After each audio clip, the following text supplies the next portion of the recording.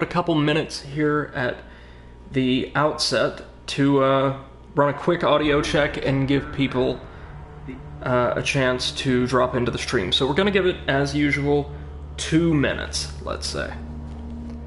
So just either sit tight if you're watching live, or VOD, just skip forward about 2 minutes.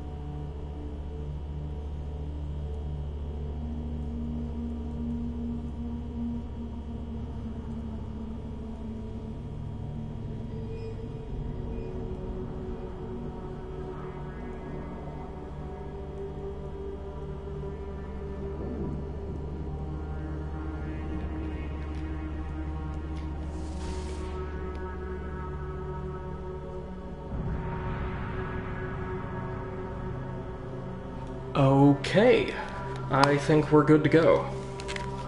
Let's see here. So welcome back, ladies and gentlemen, to our, is it 5th consecutive stream of Hand of Fate featuring Huge Hammer.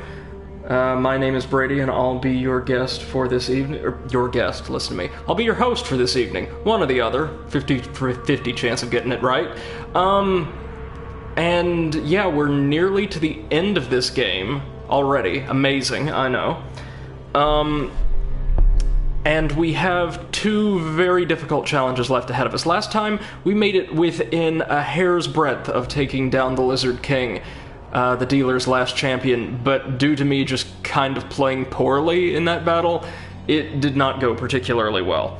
However, tonight, I've got a bit of a battle plan in mind for that encounter, and I'm hoping to, if not conquer it, at least show you guys the final chapter. So let's dig right into it. One more attempt. The Hand of Fate, like a lot of roguelites, has a pretty significant difficulty curve, but what impresses me is, like, how late in the game it really kicks in.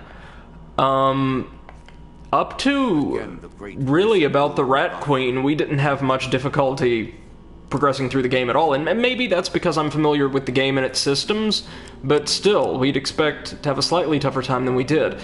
Let's see here.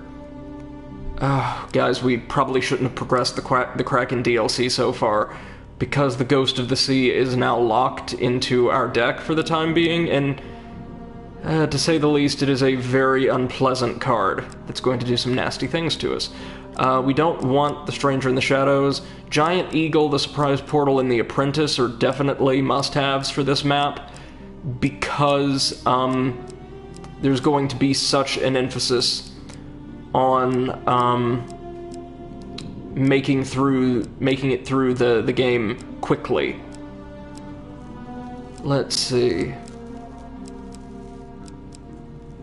We don't really need summoned.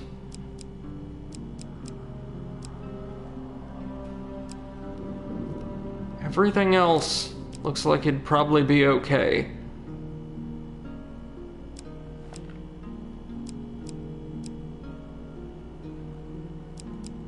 Definitely gonna throw in the food wagon. And the Help the Locals card from, I think that's the Lost at Sea DLC?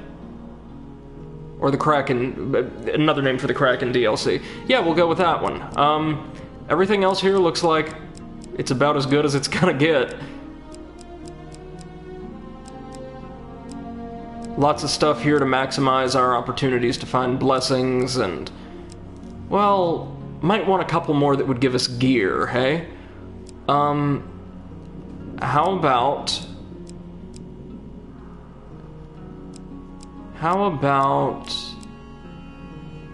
in place of the merchant's favor,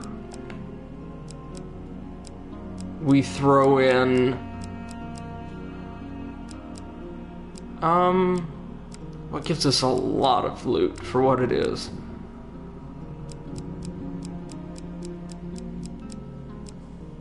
Sorry guys, I'm thinking.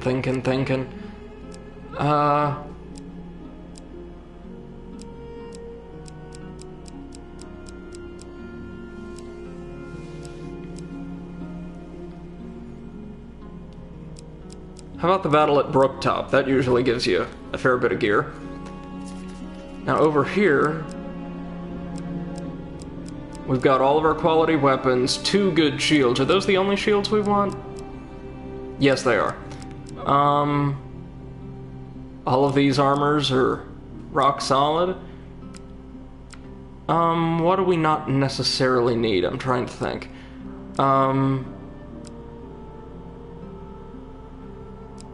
I don't think we need Assassin's Greed. Nor do we need the Golden Ring of Pain. In their place, how about Mage Strike? That's a good one.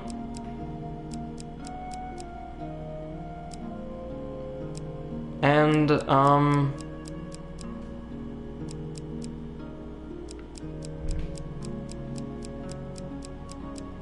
why don't we go for... Arrow Cutter might actually be pretty useful, because we can use it to, in the final battle, if we acquire it, to nullify the ranged lizardmen's fireball attacks. Okay, this looks solid, let's give it our best. Now remember, since we're going to be dealt cards from the pain deck every 4 steps, the goal here is not exploration and finding cool new cards, it's just making it to the bottom of the dungeon and killing the King of Scales. To the final confrontation with care.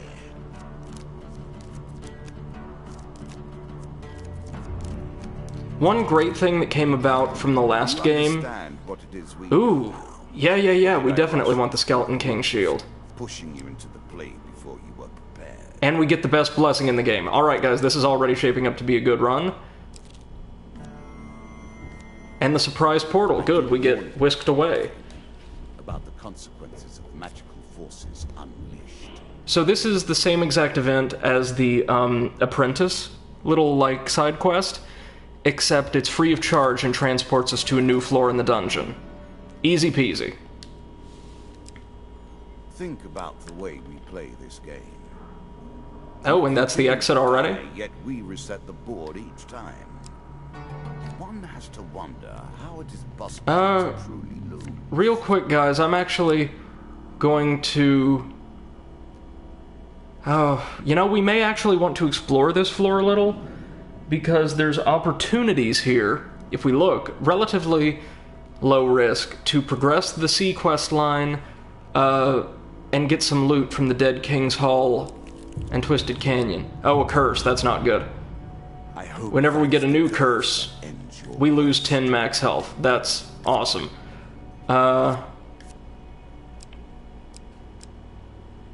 Let's head here. A challenge for you. More news from our friend the Highbinder. He appears to feel guilty about the bandits that jumped you back in Norwich. I'm sure if he'd seen you, he'd know that there's no need for guilt. He brings word of a cult of lizardmen who worship the Kraken as a watery deity of their kind. A disturbing thought, I know. Head out to the swamps and see if they could tell us anything about the Kraken. Be bloody careful. These days you are 100% of my clientele. Easy peasy token. Now we'll head out to the Dead King's Hall and the Gorge in order to get what we can. So the Jack of Plague and the Jack of Skulls. This could be nasty, but since we have the Skeleton King's shield, we can bring down the skulls really easily, or knock them out of the game entirely with this. The choice. Select your... Let's see. I think it might be this one. No, it is not. How on earth did I miss that? Okay, it was third.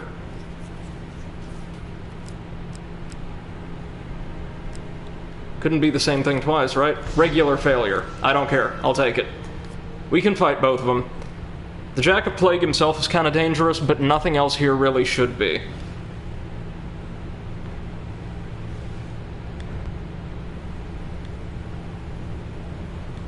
Alright, bring it on.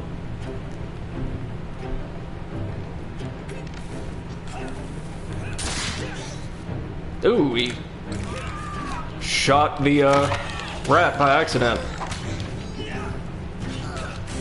Oh my god, I adore the Skeleton King's shield. Blew that musketeer to pieces in one go.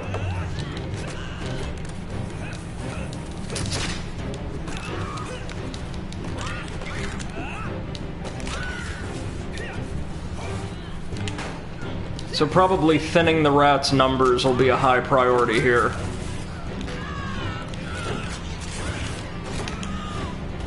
Because the Jack will just keep bringing his own men back over and over again.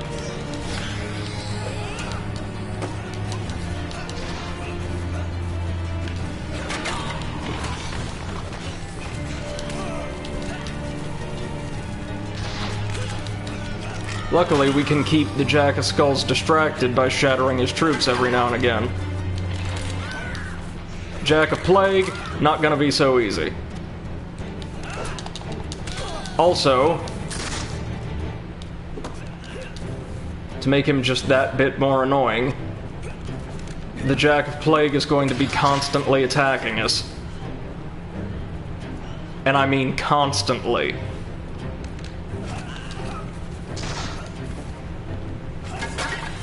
Let's go ahead and use that shield.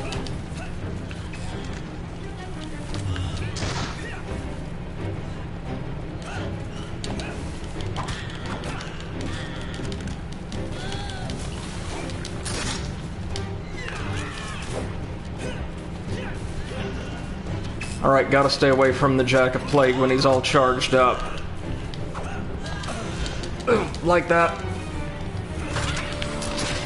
He doesn't deal a ton of damage, but seeing as we already lost some max health, he certainly doesn't deal any damage I want to take anytime soon.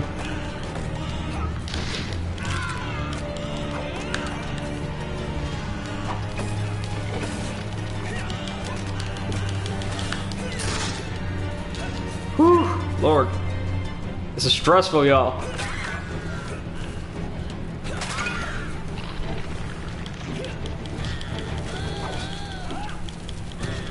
Oh, will one of you just go down already? Oh, he's charged up.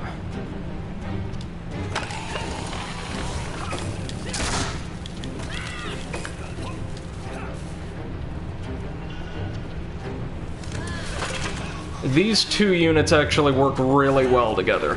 The Jack of Plague is so aggressive that he keeps you on the move more than you'd care to be.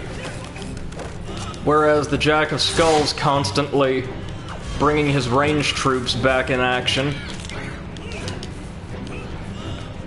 baits you closer to the Jacks than you'd care to be. And good God, at this level, even the skulls are kind of resilient. Okay, we got this from here on out. There we go. We managed. Right on. Better get something good for that, man. 1 gain. 10 gold for that. Man. Alright, what do we have at Dead Man's Gorge? The King of Dust and 4 of Plague. Okay, We can handle these guys. As you can see, also, as we go on further and further through the game, we are going to be fighting early game bosses a lot.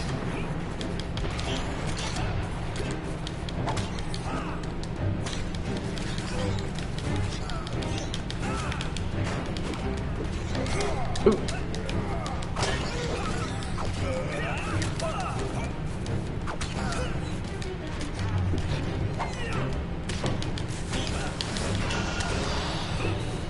All right. We just have to watch the Bandit King and the Rat Skirmisher that's still living, and we should be fine.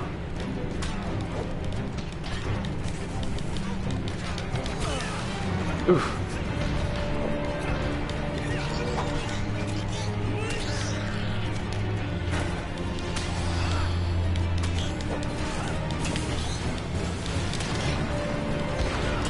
And the Bandit King is gonna keep trying to heal his men.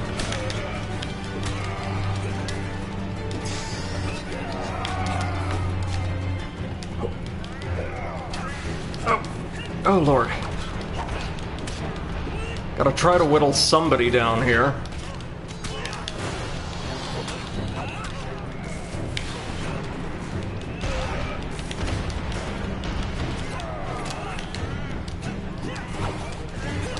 Whew.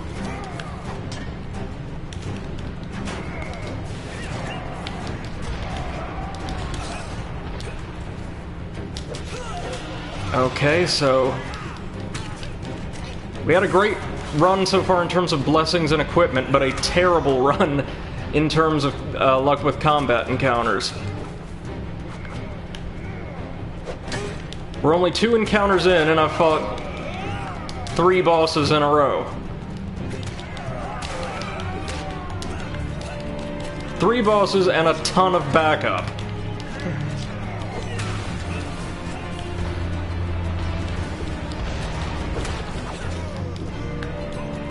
One, 2, 3. Good.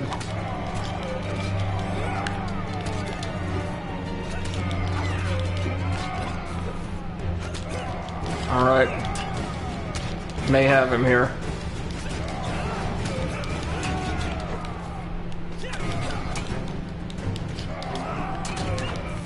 We definitely need a stronger weapon, though.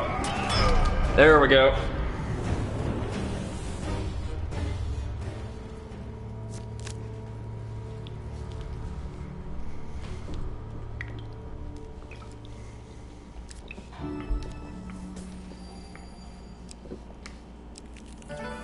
And less gain every step of the way. That's not good, but maybe at least we can buy a better weapon? Oh no, sorry. We try to visit the shop and we get attacked by bandits.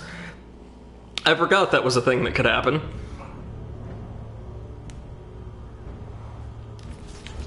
And it's in the forest map. Crap.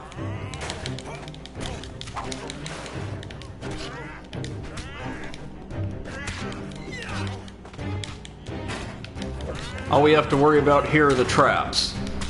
The bandits themselves, not bad at all.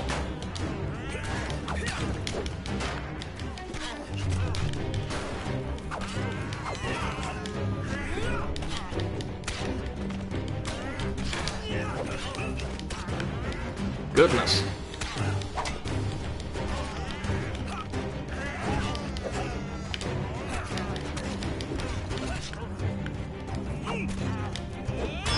There we go. Now hopefully we can proceed to the shop as normal. Hand of Fate, the first one at least, actually really does do a decent job of expressing that through its mechanics that the dealer is becoming increasingly desperate and less interested in playing a quote-unquote fair game with you. Okay, so they have 10 food for 30, that's important.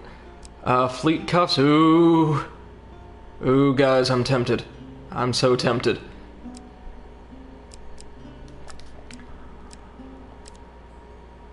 So on the one hand, Huge Hammer costs a lot. On the other hand, it's Huge Hammer.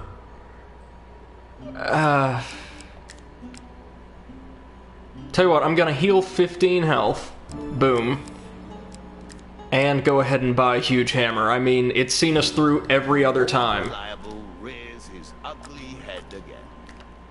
Even the dealer's making comments on him. If Huge Hammer is with us, then who can be against us? And we lose 5 max health. Yay! All sorts of terrible things living. Moving on down. Are you sure? A new card. Oh no. We're about to lose more max health. While walking by the ocean at night, you notice that the waves are starting to crash ever more violently and with a thunderous roar. Out of the whitecaps rushes an angry, malevolent spirit. Her howling speech rings in your ears. Another land dweller, oblivious to the dangers of the sea. You do nothing to stop cruelty and violence of the ocean. Until someone claims vengeance for me, I shall wreak mine upon all who idly dwell upon the shore. And we get another curse. We lose gold for every fail. And we lose 10 max health due to the first curse. Here we find the altar. Hey, MC2M, how's it going, man? This run started out quite well and has gotten, just off to a terrible mid-game. Let's see what we got. I'm thinking 4, maybe? Yeah! What blessing do we get? High Constitution, twice the healing from food. That'll be kind of helpful. Good, good. I'll take this. Nothing more pleasing than the smell of salt water and the rush of wind, is there? Next. Again, so every single time we've drawn a card from the pain deck this go-round, it's been a subtraction of our permanent health. All the world is a game board, and us men and women... Holy Forge, don't have the ore. I alone do not... Ghost of the Sea requires ending the Kraken, I know. It's a real shame I forgot about that card when I put, the last chapter of the, Kraken DLC quest line into this deck last time around. The Apprentice, who will send us further into the deck, for food. Let me see. 1, 2, 3. Probably not worth it, I'm gonna say. Probably not worth it.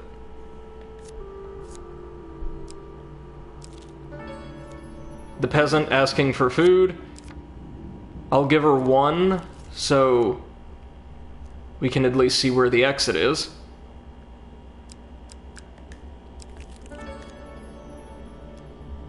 Traveling jeweler, can't do anything here, which is fine. We lose some of our 0 gold, that's fine. That's as good as it could get. Next. Your currency is spent, your memories tattered and torn, formed into mere cards for us to play with. The Angry Guildmaster, this is an interesting one. We're gonna have to try to steal from this guy to get the token, and I'm going for it.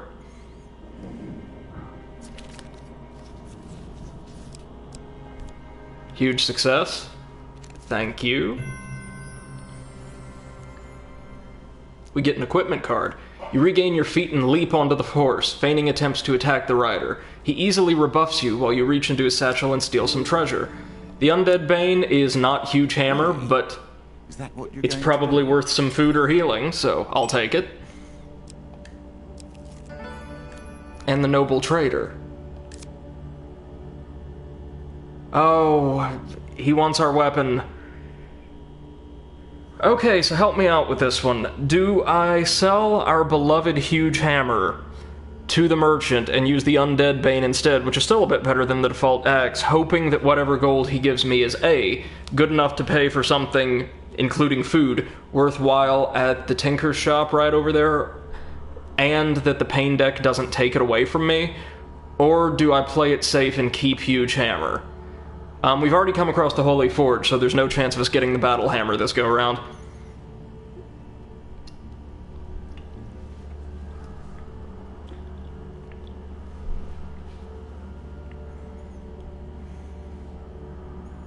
Said with that food level, better doing it. Yeah, I thought so. 7, 30, good. 7 again. 20, right on. 25, oh, nice. Nice little profit. And let's just see. We do have Undead Bane equipped, right? Yes, we do. Such a pity we had to lose the stream's mascot, but I think we made the right call.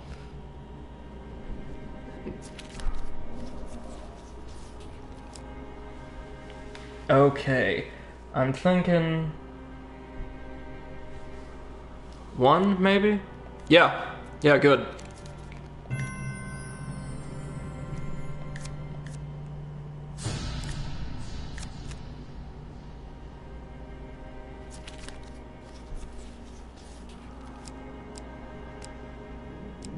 Let's see. Yep, I'll take it. And what all do we have inside? 4 gain cards. Some equipment. Yes, Hearn's Antlers. Yes. Let the lizard men beware. Another piece of equipment, the Ring of Enlightenment. If we sell the ring, we get 50 gold for each blessing we possess. Oh, and we lose all our blessings. Not worth it. The Fleet Cuffs, taking that. I was always a fan of being fleet of mind. And more equipment. A heavy armor that grows stronger with every blow sustained.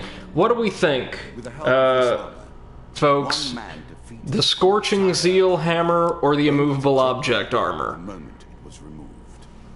I'm leaning towards Immovable Object, if only because against the King of Scales, it seems like a slight upgrade to our damage output is not going to matter nearly as much as making sure we can take out any damage that his soldiers dish out.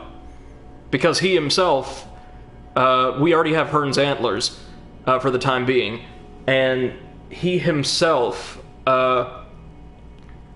actually didn't seem to have that much health to begin with. Immovable Object is the safer bet. I agree. And I always take the safe bet. Why not make armor that's powerful before you're struck, not after? It's the mage. Okay, we might be able to get something good here in addition to some desperately needed food.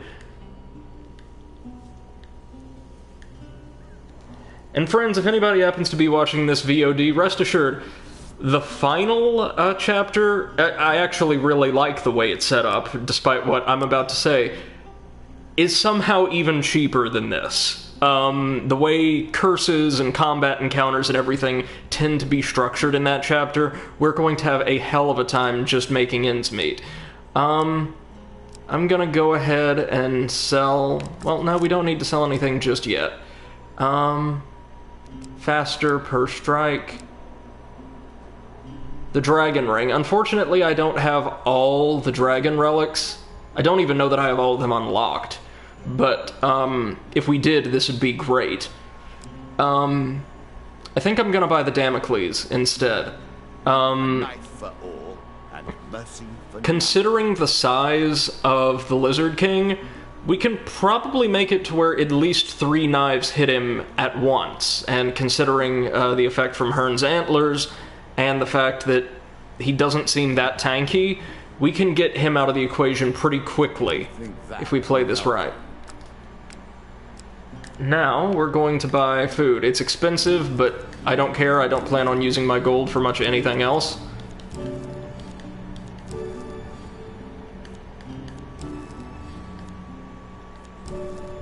Dragon Ring taunting since the beginning. Yeah, I'm really interested to finally get all of the relics together in one run.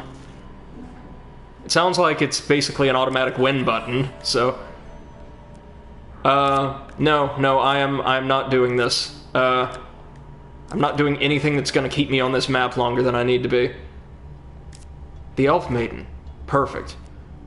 Longer life. Let's go for it. Well, what do we think, actually?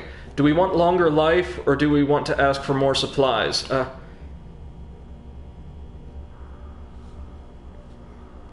I'm tempted to ask for more life just because this map has been so brutal to our max health.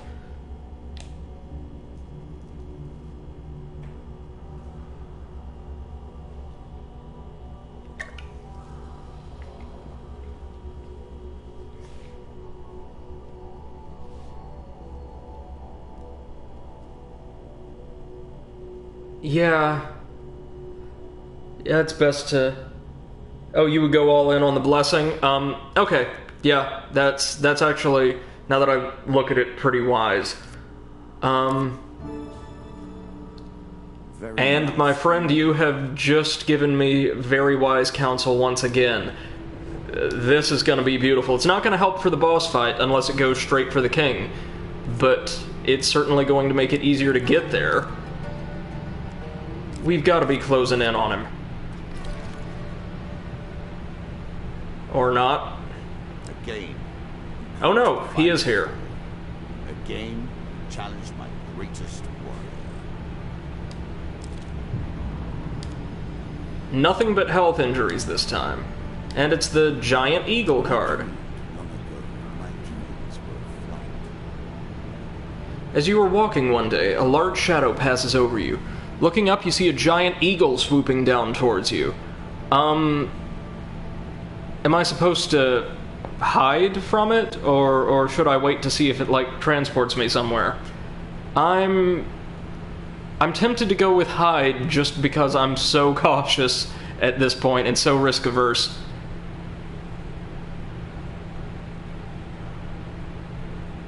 That token's over there, like, taunting me. But I've actually never seen this card before. Somehow I made it to the last chapter, my initial playthrough years ago. I didn't beat the game, but made it that far, and I don't think I ever saw this one. So, yeah, you would go with hide as well. Alright. Okay.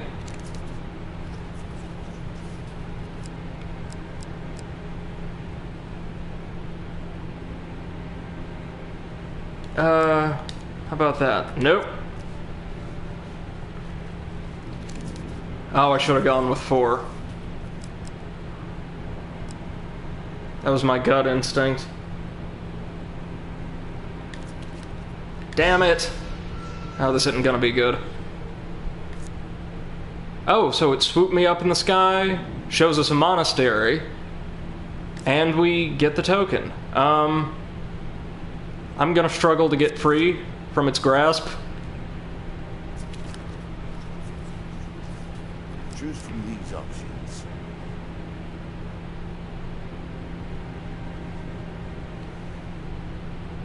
Let's see. Yay! I'll take it. We land in a wagon full of hay and possibly much closer to the Lizard King. Okay, gang. Oh, it's the first chapter of the Song of the White Minotaur DLC. Quest line, I should say. The Mug and Barrel Inn is renowned for attracting the most talented bards from all around. You arrive there, weary from your adventures, but tonight's entertainment convinces you to settle by the hearth for a while. Hours pass and the crowd starts to thin. The bard begins to move around the room, playing requests for small groups. He serenades a pair of young lovers for a meager sum, and is then generously tipped for leading a group of blacksmiths in a raucous chorus of foul language aimed at the folks from the next town over. He approaches you. Well, well, well, what do we have here? A most distinguished adventurer. No tawdry tale of inspired chivalry or brash tribalism will do.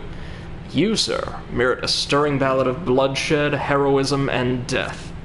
The bard sings for you the fable of the White Minotaur, a legendary beast who is master of both might and magic. Its power is such that it has felled every adventurer, bounty hunter, or treasure seeker it has ever crossed.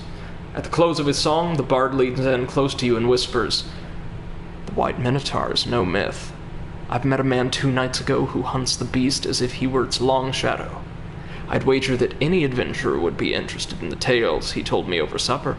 All yours for a small donation." Oh no.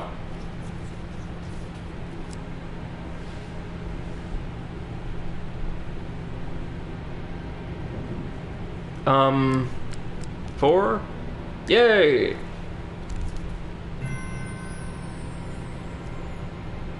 I like the look of you. Does 5 gold sound fair? I do not have 5 gold, unfortunately. Whoopsie! But that's going to be an interesting quest line when we do unlock it. And it's showtime, ladies and gents!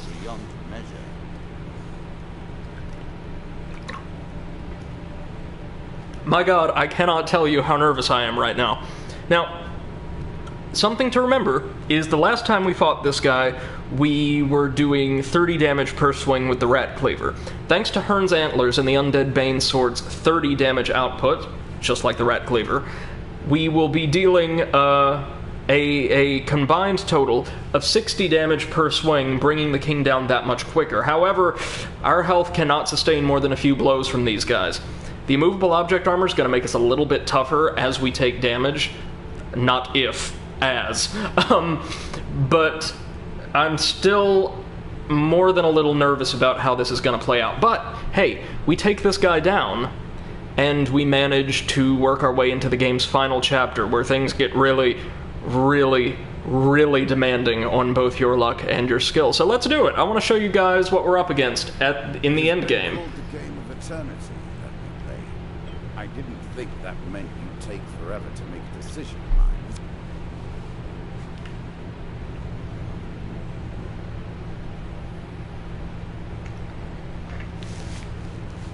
Alright, here they come. Now remember, we have to kill the Lizard King before... I think any damage can be done to his troops, at the very least before they can die. Now, hold on real quick, I want to see something. Or no, I can't, but I'm curious if Undead Bane stuns normal enemies, and it does not.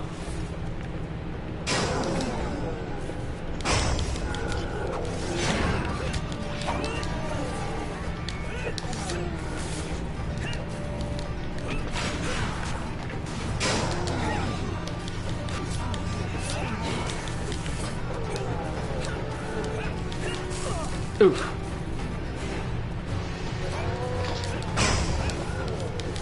Man, his footmen are really running interference for him this time. Ooh.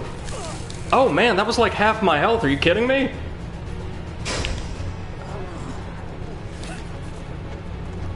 Whew, yikes.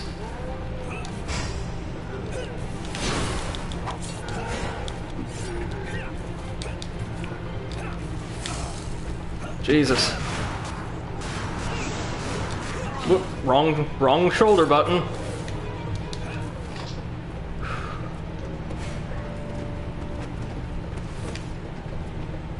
Come on, big guy.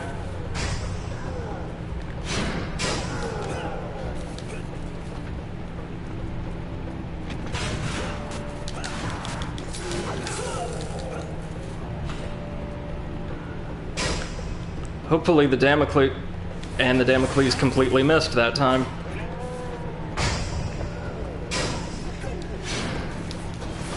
Great job.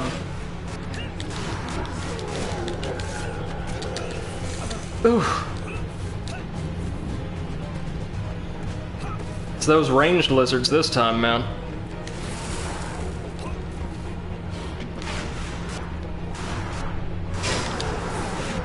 Oh, he's down. Good. Good. And it looks like the lizards do at the least sustain damage, dealt while they're... Sorry. We did it. Oh my god. Oh my god. Somehow we did it, folks. Woo! So the good news, for future encounters.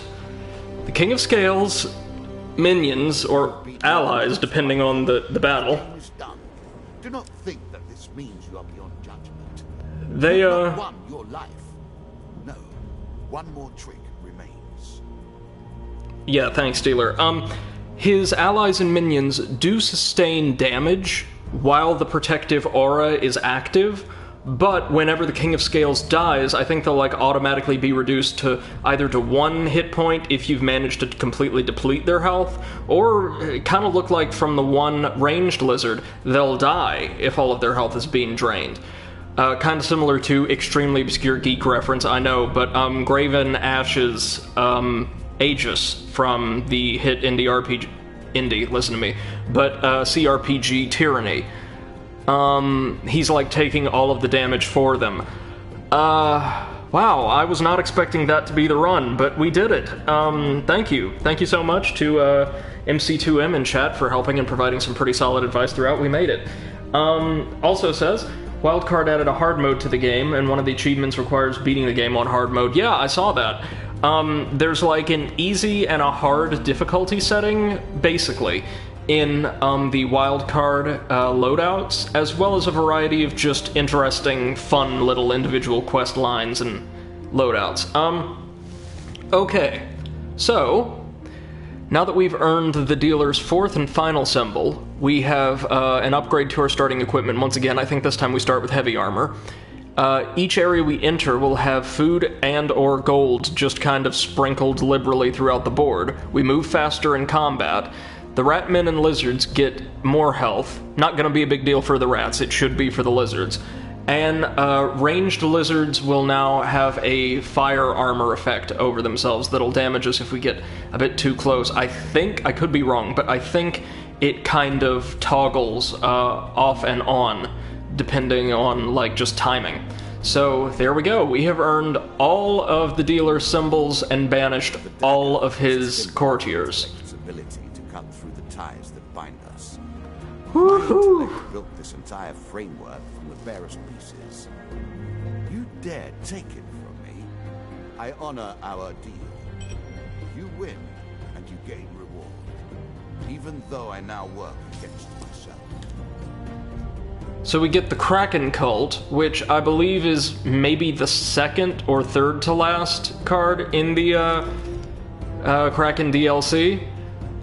Definitely want to work our way through those so we don't have to deal with the Ghost of the Sea anymore.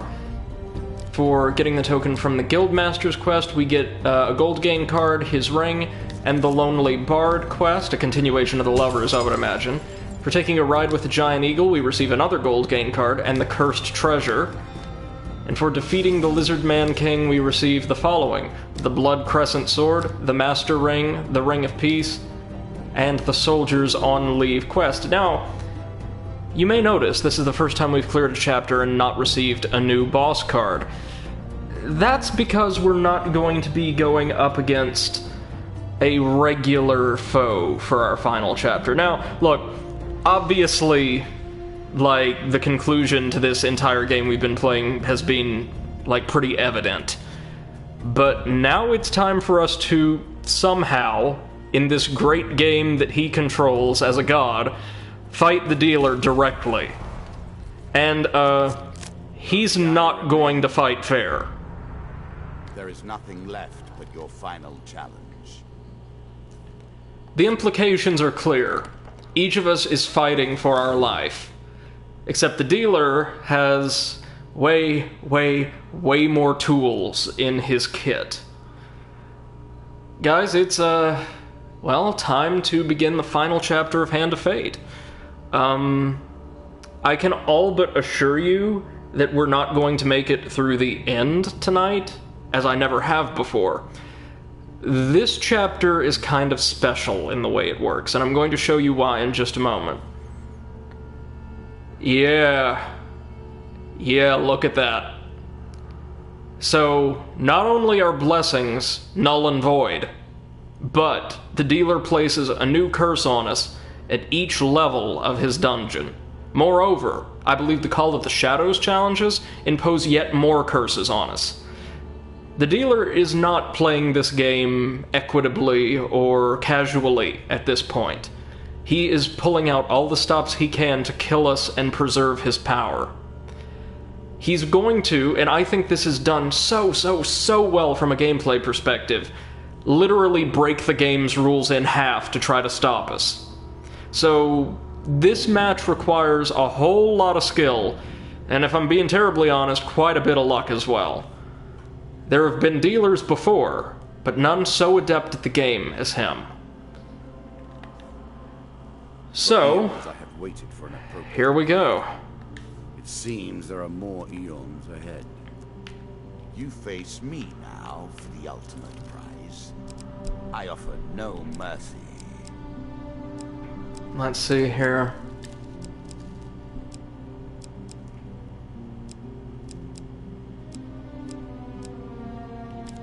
I'm gonna ditch the hero's remains because, well, we can't receive blessings anymore.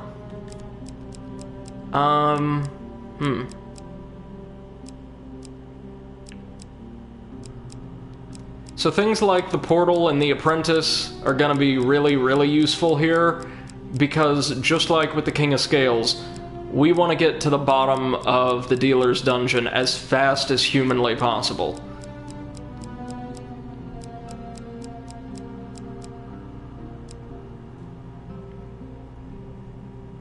MC2M says, anything curse removal? That's a good idea. I'm trying to think. Is there anything I know for certain can remove curses? I'm not entirely sure that I know of anything that would for certain.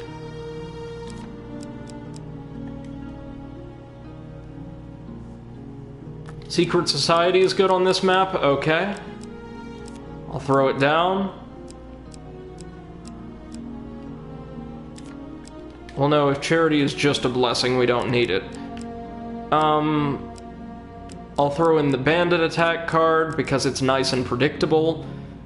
Same for Dead Man's Gorge. Battle at Brooktop, and I don't think the altar can remove curses. No.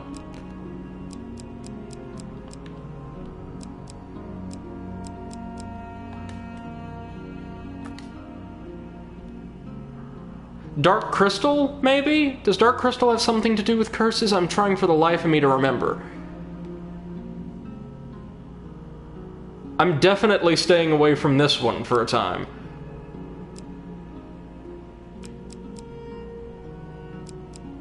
If nothing else, I may just throw soldiers on leave. It says yes, it does. Okay, great. Thank you very much. Where's that portal? There it is. So we're gonna drop in the surprise portal, and I'll probably remove...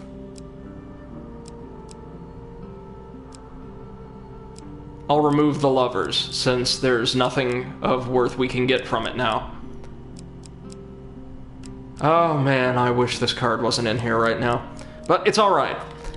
All this amounts to, folks, is the dealer's game is going to be a pain in the ass. And if I recall correctly, his battle is no joke either. We don't really need... They love the Chains of Rage. Love, love, love the Chains of Rage for some reason. Let's see, what do we definitely not need? They took out the Fleet Cuffs, that's a crime. I'll take the Healing Cap. I'll take the Soldier's Fuhrer and the Fleet Cuffs.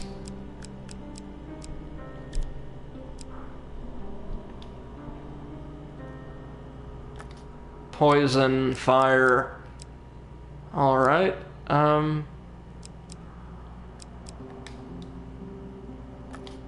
why on earth would the recommended deck include something that gives us additional healing for blessings? Gold, okay.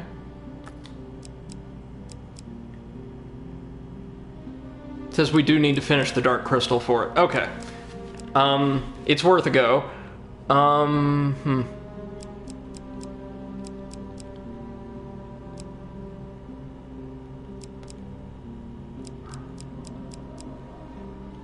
We don't need Assassin's Greed. What does Fate's Folly do again? Awards gold. We have no idea what these do. Probably things related to gold.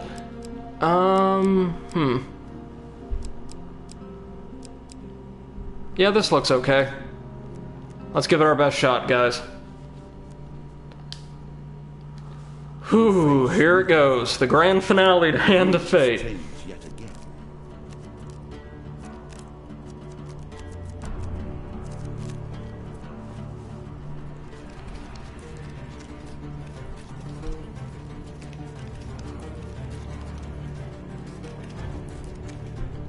There we go, and he's going to be playing with a full suite of face cards, which are all at full power now. When struck in combat, we'll drop gold. Okay, that's not the worst. You are so close to victory, and I am so close. Explorer's helmet. Nothingness. And we get the best blessing in the game to start out with. Good. Oh, and it's discarded straight away. Okay, so it's not like you gain no blessings beyond the initial one, it's you gain no blessings at all. Gotcha. Let's start out by heading this way. And it's the Lonely Bard. Well, all right. At least you gave him a story to tell. One day, Nothing better, I hear. on your travels, you meet a familiar face. The young man whom you helped escape town with his beloved. He is sitting under a tree singing to himself. As you approach, you realize that he stinks of ale and his singing is a little too merry. He looks up as you approach. You! Haven't you caused enough sorrow? He stops to take another sip from a bottle. Thanks to you, we escaped the town. He goes on to explain that once they were free of her father's pursuit, his beloved ditched him. For the first mercenary we met, if only we'd never left. He continues angrily. Now I must beg for coin to pay for my drink. 10 gold for a song, or have you no pity for fools? 'Cause it's right off the gate, I'll go ahead and see if we can't earn the token at least. You throw him a few coins and he composes himself. He begins to sing, conjures up vivid and heartfelt imagery of beauty and innocence, lifting your morale and inspiring you to epic deeds. We get 1 max health gain card and the token. Good. So this will help a little bit. 15 max health, good. The song ends and he drifts into a restless slumber. You continue your journey. I'll always take a token. The Holy Forge can't do anything, but it's not gonna hurt us, that's the most important thing. And we get 15 gold and see that, good, we avoided the Ghost of the Sea.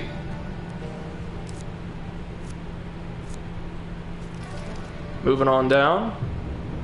Whenever the player is healed, we lose gold for every 2 health. Ooh. Nasty. Luckily, we can stop by a shop right away. Once, many came to play the game. Now, it's so few. The bored, the obsessed, the weak. We get some gain. Some come here merely to fill their minds. What does Occult Reflection do? Problems. Oh, With any other issues don't need that. in their mind today.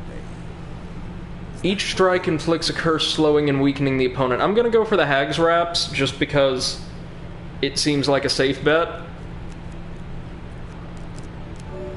And we get 10 food, holy crap. Well, hard to do much better than that. Let's go get this other gold. Soldiers on leave, and see what we're dealing with.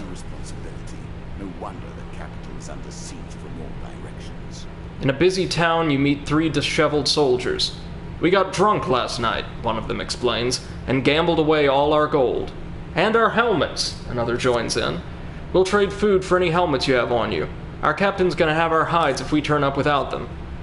I can't give him anything, unfortunately. Because this helmet's too useful here. We're gonna head on into the shop and see if they have anything worthwhile for us.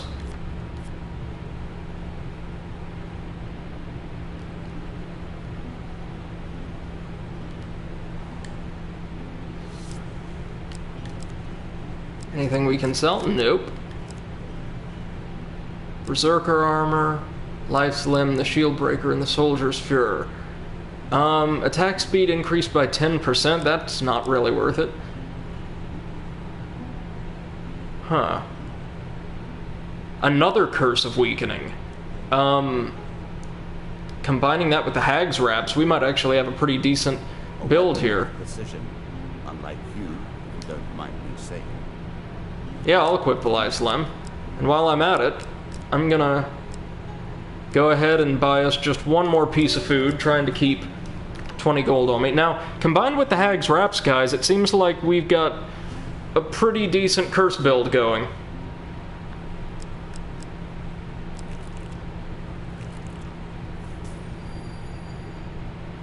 Okay, nothing we're really missing out on.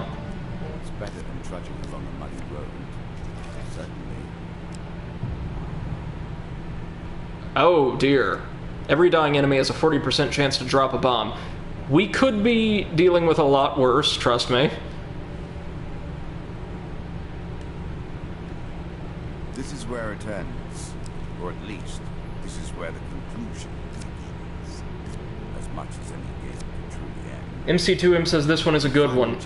Yeah, it is friendly fire, that's right. Thanks for reminding me.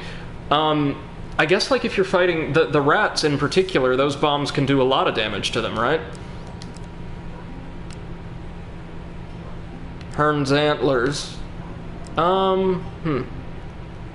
Faster with each successful strike.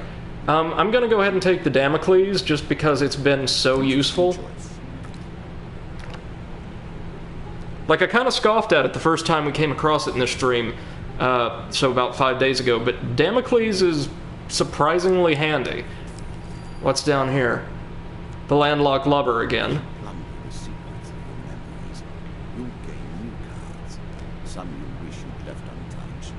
You return to the Landlocked Lubber to see what Carlo has in mind next. It is hard to tell. Mages and bandits have besieged the place. It looks just as decrepit and ramshackle as usual. Carlo greets you warmly. There's only so much we can find out about our aquatic nemesis from dry land. Our next action must take place upon the sea. I've been comparing the information you found at Norwich Port with the Highbinders, and I may have a plan. Carlo gestures you toward a collection of papers and charts that are spread out across 2 tables. If the bar had patrons, this might be problematic, but as usual, the only occupants are an aquaphobic sailor and yourself. The nearby port of Estersea, far more respectable, has trading routes that I believe follow a similar path and timing as the smugglers. I think if we can get you aboard a ship, then you'll have a front row seat to the scariest show in the land. The token is now ours.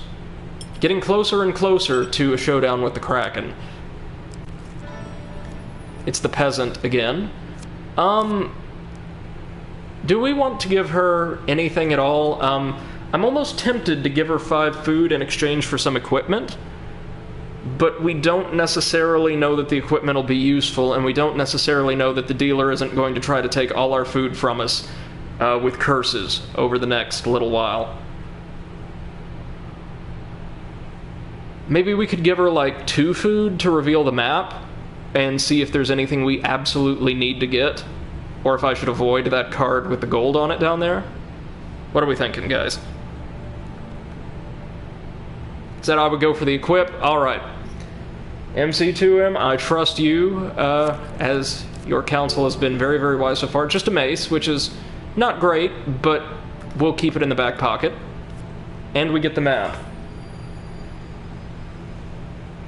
The Kraken cult. Do we need the Kraken cult to conclude the Kraken quest line? And then there's the marketplace, which I'm definitely going to visit just for the gold.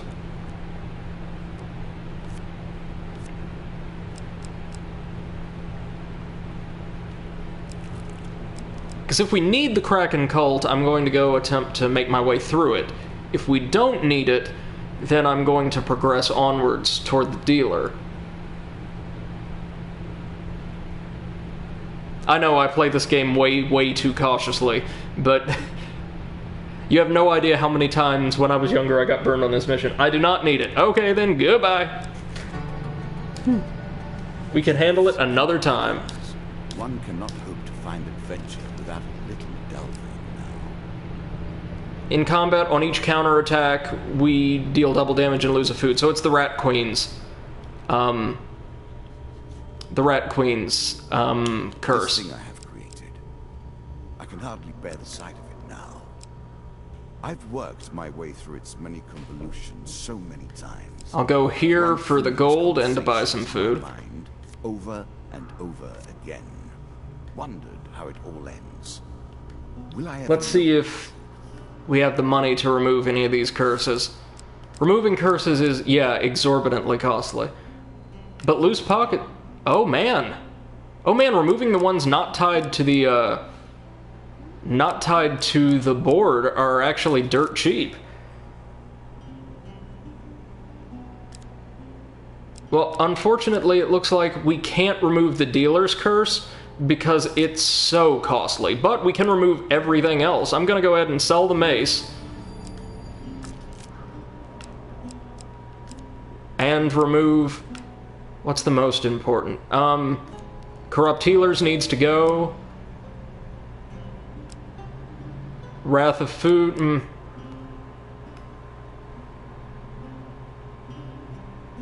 You would keep 4 curses? Oh, for Secret Society. Right.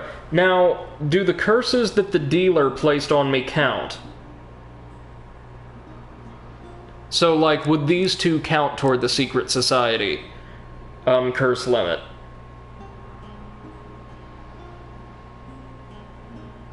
They should. Okay. I'm going to then get rid of Wrath of Food, just because that one's so frightening. I know there's friendly fire and all that, but I'm thinking for the final boss in particular, it's not something we want to deal with. And while we're here, I'll go ahead and buy just 5 food for now. Ought to do it.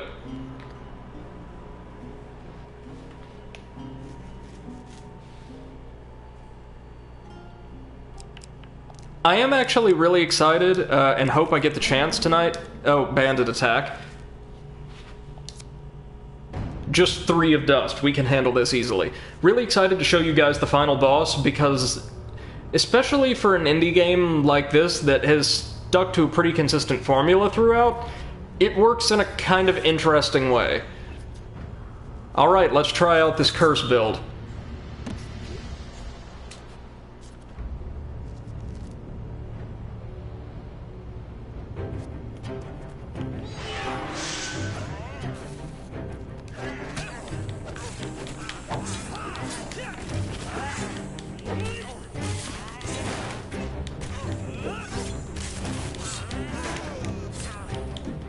Oh, there's the dealer's revenge. Thankfully, it gives you a nice little glowing AoE. So, I think it's safe to say this build is pretty solid. I'd like to get a better shield, like maybe the enormous shield, or, the Skeleton King shield, but what we have is fine. We get a gain card. More gold. Hey, I'll take it. The Demon Trader 2. He just deals us health pain. Okay.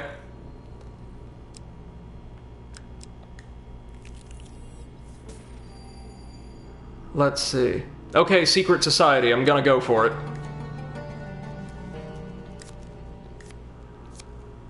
In fact, I may want to go for all of these.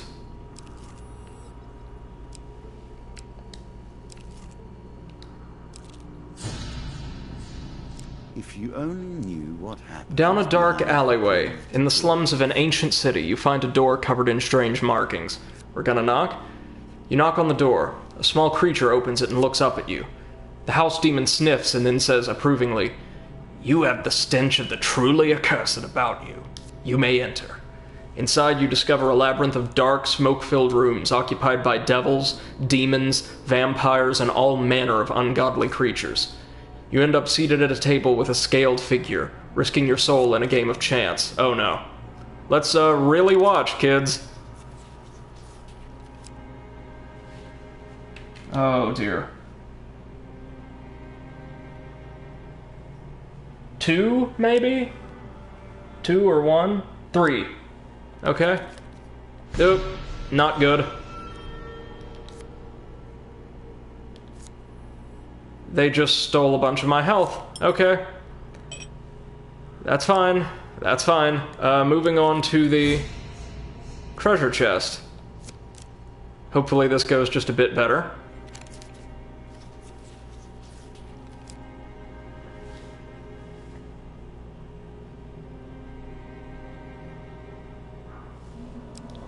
Two. Oh, man. Oh, this could end very badly.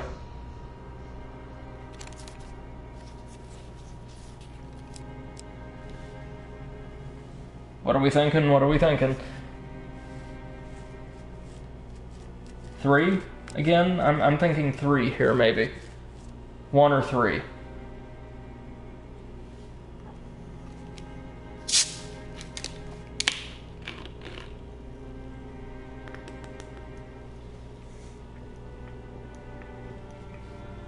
Maybe 2?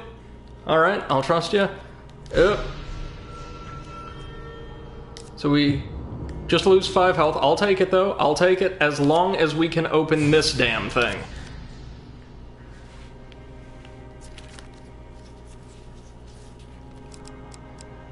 What do we got? Oh! God damn it! We lose 10 health per curse. Yay! And each moment of pain brings more suffering. Well, this side quest was not remotely worth it.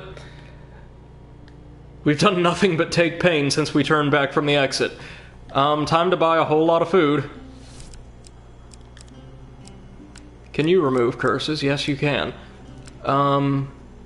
Not worth it yet, but... just because I'm kind of paranoid.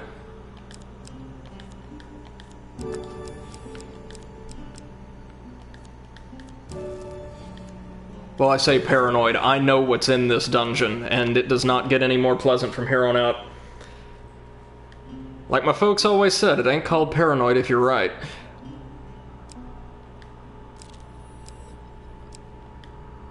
I'm even leaving the white... oh, didn't mean to do that. Leaving the white minotaur for now. Because again, it's just not worth it. Fortunately, we'll be nearly fully healed by the time we get to the next floor.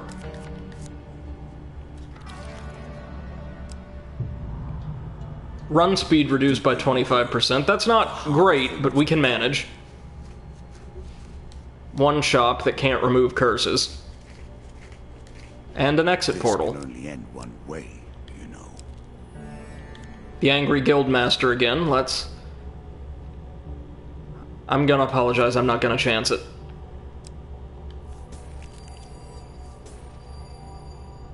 Oh, the maiden's here. We definitely ought to go see her. A thing that cannot be, yet is. Going to ask her for more food. 3 food per blessing, so no food. And 5 food. I'll take it. And we're gonna buy even more food.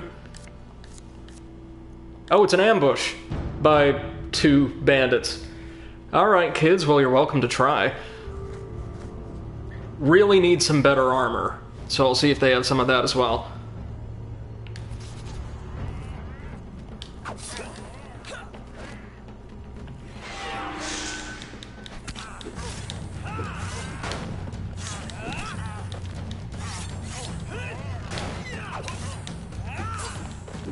For whatever reason, it looks like I only have 1 charge of the Damocles, which is weird, but probably tied to something about the map.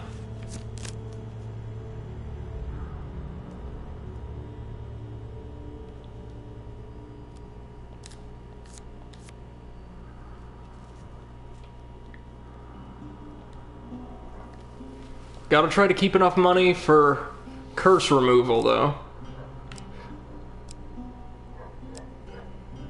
Yeah, not anything here that's worth the cost of admission.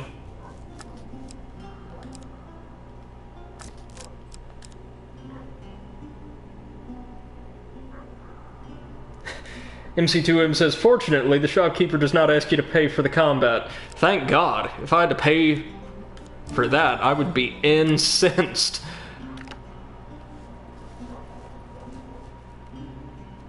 Now, the thing about the Dealer's Dungeon, not just because it's an in-game challenge, but also because it's based around cursing you the deeper in you go, it's very, very, very long. Step through, if you dare. Oh, is this it? The difficulty of picking a successful chance card is... Delivers again. You close on your final foe. Oh, this is it? We will meet. Is... Regardless of who wins, know that I have enjoyed the game. Oh, this is the end. We're walking straight up to his throne.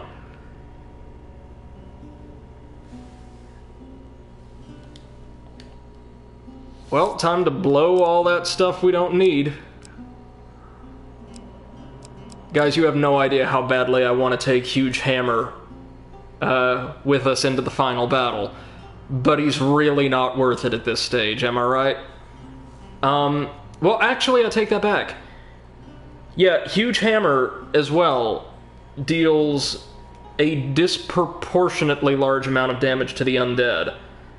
So... well, I'll explain that in a minute. Hold on, real quick, I'm going to sell the Fine Blade, because we don't need it. And then I'm gonna see... I don't need this anymore. The Killing Streak. Damage boost, ooh. I don't need this anymore.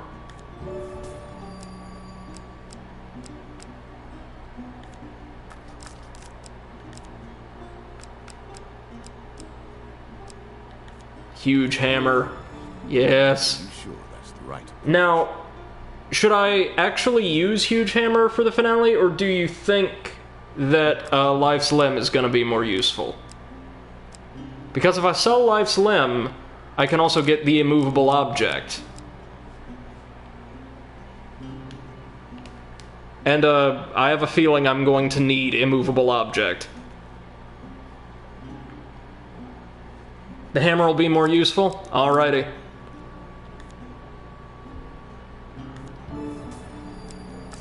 Thank you, thank you. Okay, now guys, actually, real quick, What do you do with that? I probably need to go get a drink, so give me about 5 minutes and we'll be right back, maybe for the finale of Hand of Fate? Fingers crossed? Don't go anywhere.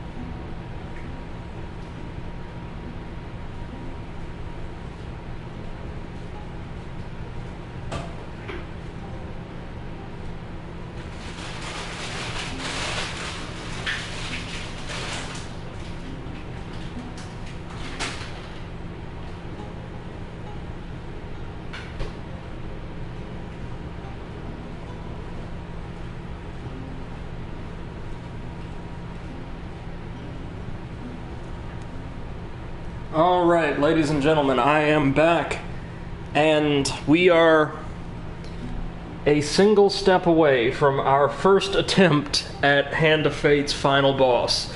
A direct confrontation, well, maybe not direct, with the dealer, who has been... welcome back, thank you very much. Thank you very much.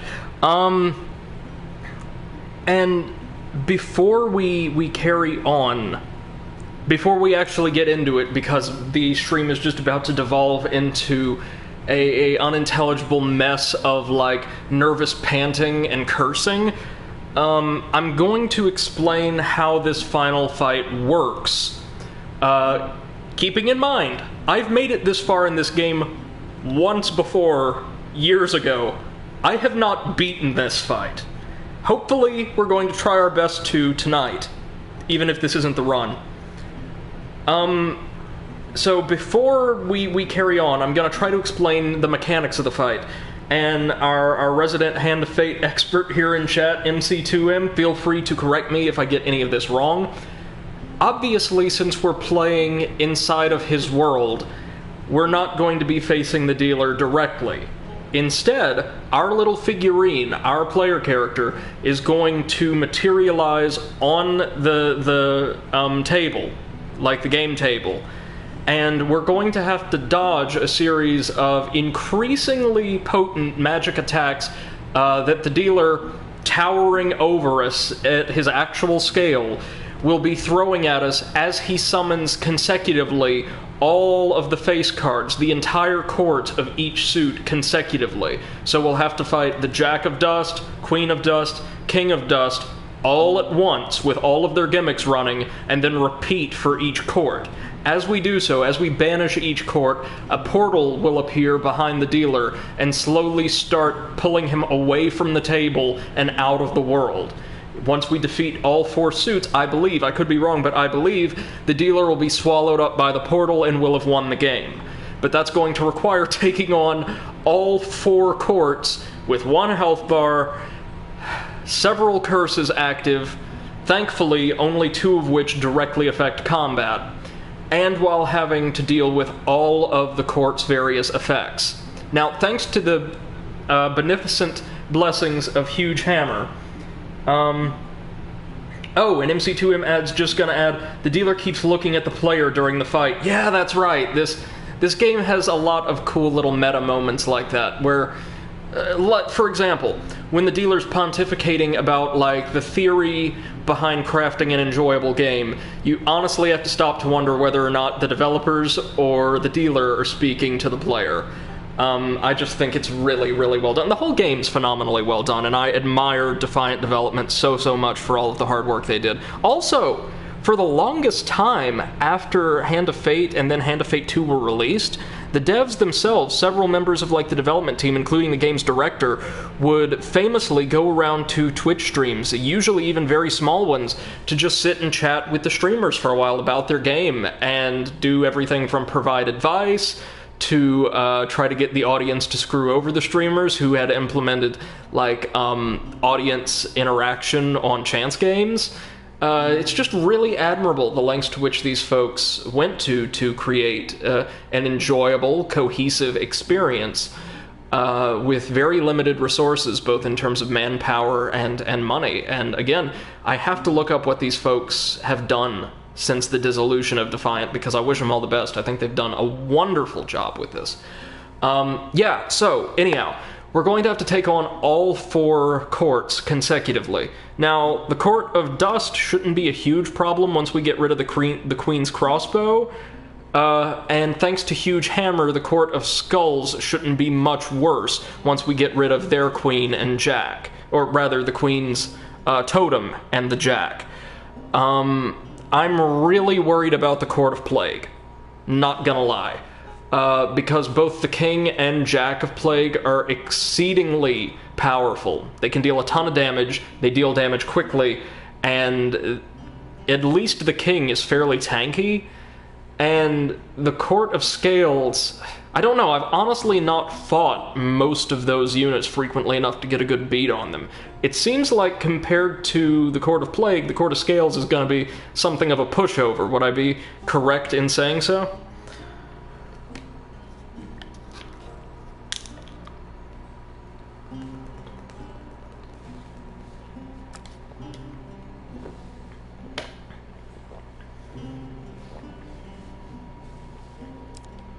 Said scales are the worst. Okay, I'm a little worried now. Yeah, the king protects. But they're so slow. All three of them are so slow. I'm thinking if we can destroy the queen's totem, which also keeps everybody alive, then go for the king, the other two shouldn't be that bad. I even distinctly remember the queen, as far as lizards go, having very, very little health. So would it be fair to be cautiously optimistic about this run?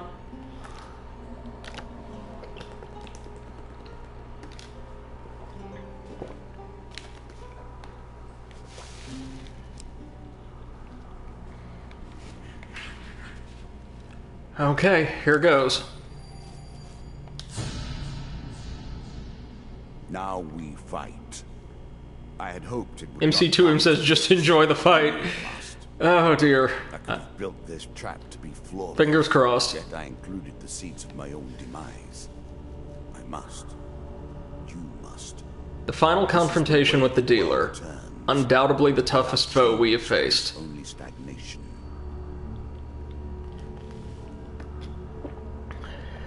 Alright folks, let's give it our all. Notice no text this time, it's just straight into the fight.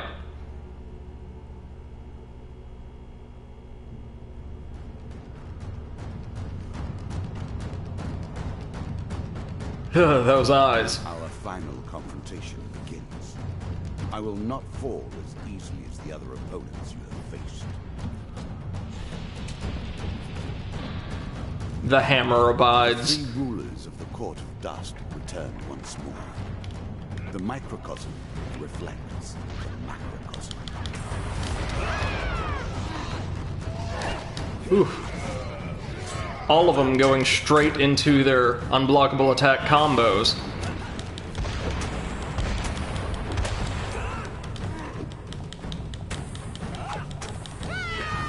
Ooh. Okay. Okay. Not too bad.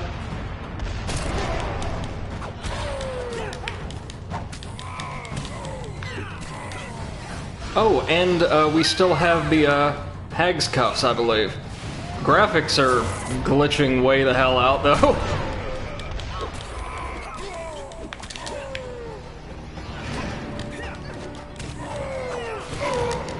And the Jack of Dust is down.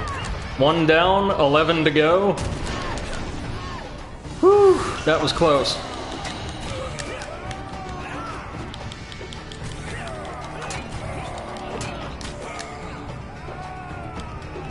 Oop. Is this going to hit? Yes, it is. And the king's down, dropping a bomb.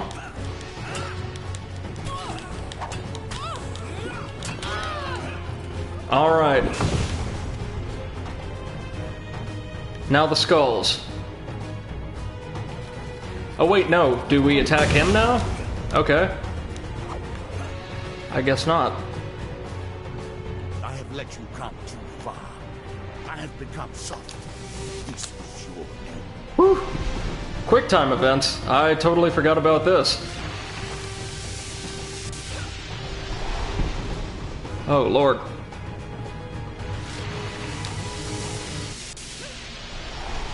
So is this like the mystical, like, nightmare version of flipping the table?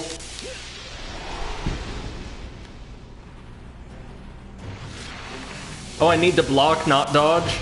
Alright.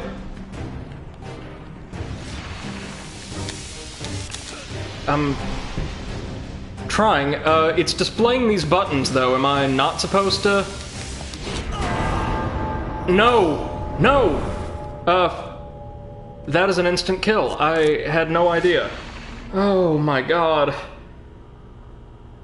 I was trying to, press the block button. And with an artifact unused. Oh god. You will never... Well, let's try this again. Oh, we get the Innocence. That's a pretty good shield. Well, aside from the end... This is weird. Yeah, I was, like, pressing all of the button prompts, it just looked like nothing was happening.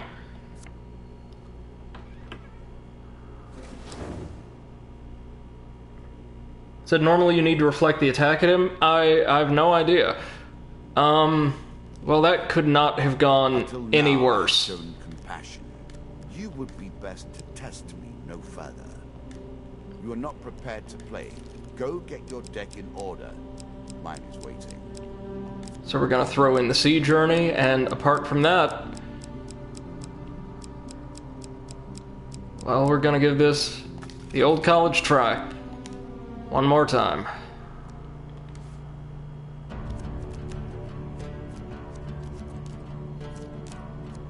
Not entirely sure how I feel about that being an instant kill. More than anything, Oh dear, that's... I'm proud of my array of curses.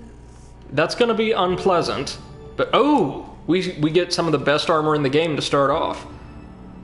And the blessing doesn't matter. Blessings are too good for the likes of you. Let's see, does he have that really, really cool helmet? The explorer's helmet? That would be useful.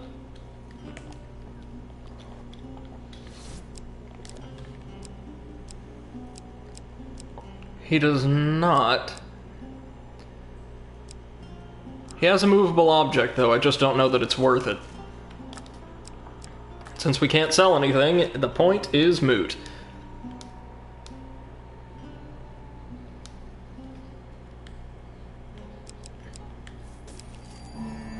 The Angry Guildmaster. Walk in the shadows and seek the light.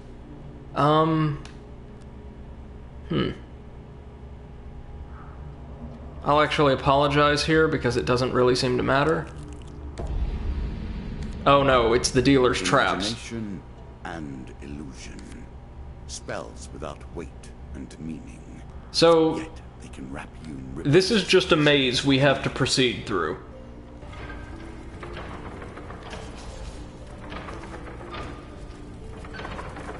Far from the worst thing in the entire game, but can be painful if we don't know what we're doing.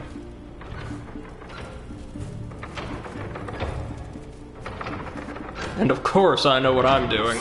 Ouch.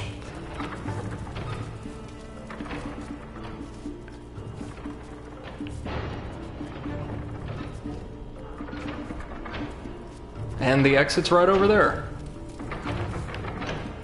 Not too bad. Not too bad at all. That's one of the dealer's specialty cards. I'm wondering if there are differences between console and PC. Maybe. It's also possible things just got patched. The Maiden. Alright, I'm going to ask for gold, seeing as how we can't sell anything at the moment. 13 and 40 and 25. Nice.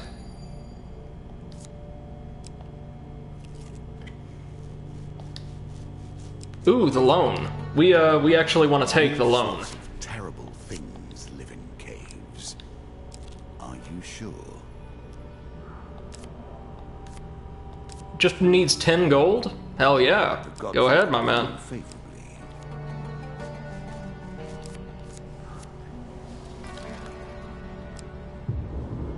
Weak ankles, that's a shame, but we'll take it. My favorites. The healer should be able to get rid of some of these curses. Oh, and we got good stuff, good stuff. I'm gonna go for Undead Bane. And 5 food. I love the kind merchant on this map. Definitely going for the equipment.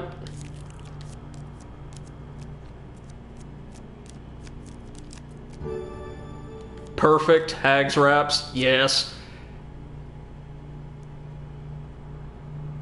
The Tavern and Demon Trader, neither of which are worth it. Well, the Tavern might kinda sorta be.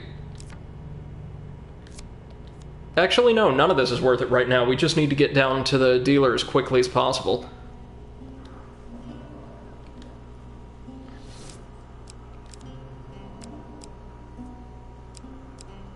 Definitely getting rid of tainted.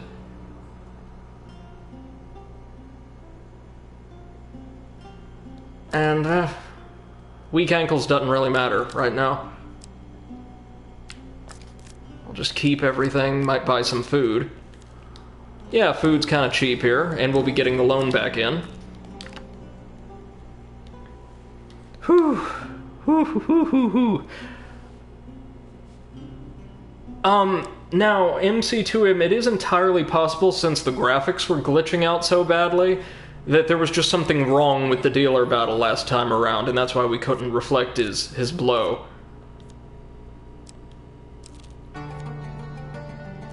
A voyage across the ocean, or merely a trip down the river. I worked long and hard to make that particularly painful. That one's not too bad. Genius, don't you think? Could simply be remembering it wrong? Maybe, but I'm also thinking it's a little weird that I would have to dodge the same exact attack like 10 times in a row. Secret Society, we don't have enough curses, so I shall leave. Or no, we do have enough curses, damn it. Nothing there we need. Moving on.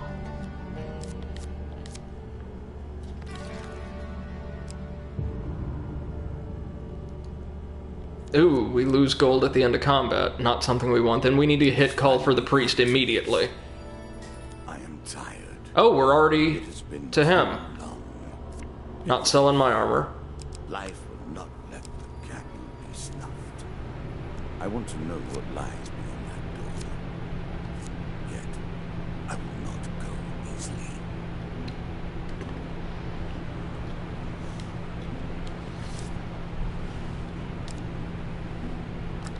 Don't need any blessings, but I would love to remove all these curses.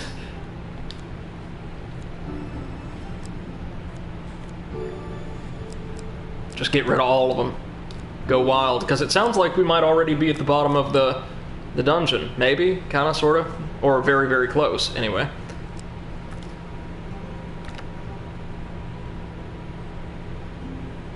Could be that instead of pressing A then X, you have to avoid pressing A, and wait for the next prompt, which could be for blocking, MC2M says. Maybe? Or maybe at the very end of the fight, after dodging several volleys of his magic,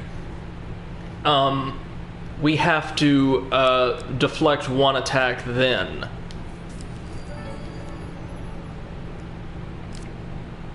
Anything here we need?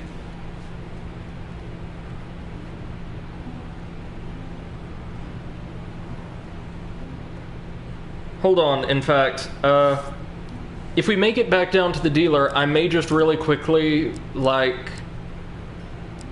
see if that's what we're supposed to do if you say that the prompting was wrong. Like, I hate looking up guides or anything like that, but I'd really hate to get, like, stuck on a weird QuickTime event instead of losing to the already very difficult combat challenge we have.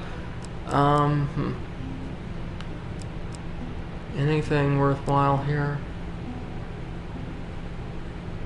Nah. You've jumped in the game to test it out? Well, thank you so much.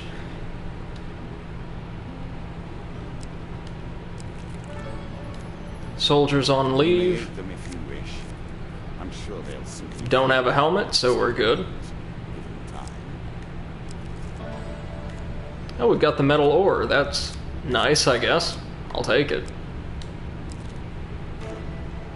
Ooh, the sea journey. The plan that you hatched with Carlo has you getting aboard the trading vessel Peregrine's Talon, which follows the same path as the smuggling ships from Norwich. However, to avoid more surprise visitors at the tavern, you've agreed to masquerade as a spice merchant. You approach the guard at the front gate and show him your paperwork. Ooh, oh dear. A choice. Select your desire. There we go, huge success. During the process allowing you entry, he suddenly stops. Peregrine's Talon is due to leave at noon. You best hurry if you want to make it. He reaches into his pocket and stamps your paperwork with a seal. Show this to the customs officer, and it should help you get boarded in time. You head straight to the front of the customs queue with your already stamped paperwork and are waved straight onto the pontoon. A booming shout halts your cargo being loaded into the hold of the Talon. Its captain approaches. I'm Captain Brauger. I did not recognize your name or that of your guild on the manifest. We see very few spice merchants from the Fire Isles here in Estersea. If you're going to sail with us, then I need to know some more about you. Oh no.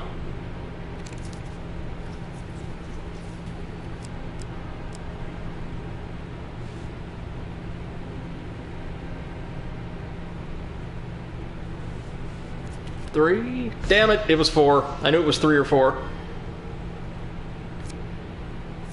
Oh, we need 2 great successes in a row there. That's a shame. The Embertown Hero.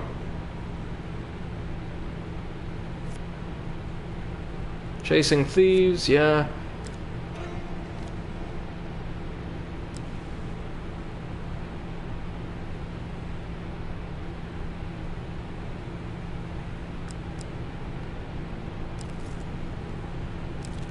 Let's go ahead and do the Embertown Hero quest. Just 3 bandits. We got this.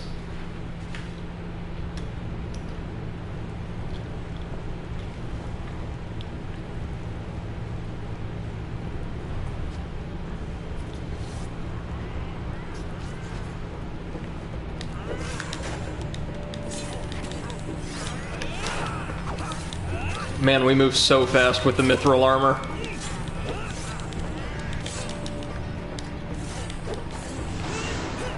So Undead Bane does nothing to non-undead. Thought it might stun or something, but... No, I'm thinking of the Rat Cleaver. Yeah.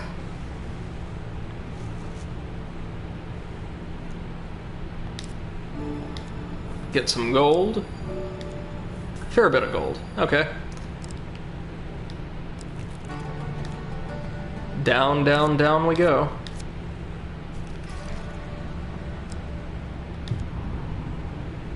Whenever we purchase a new item, we get a new curse. Oh no. It would be so easy to create a game. There's a mage. Oh dear, it's the Kraken cult. Stand no chance. Also completely unfair. That is not I'm leaving. I am not going to a cult meeting right now. our game is fair. The Cave Rescue. You will be defeated fairly. Mages and bandits. I can handle this.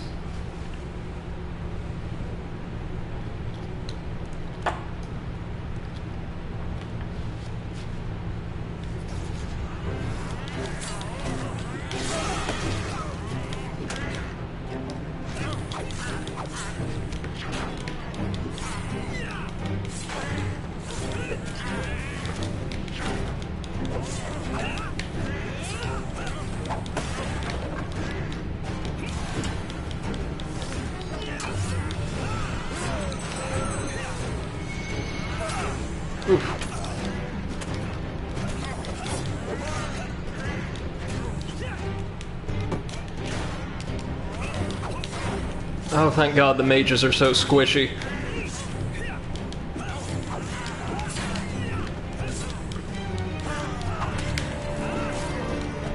An arena like this is actually probably pretty good for them as long as they have some backup, because their ley lines can just completely cover the, well, most of the ship.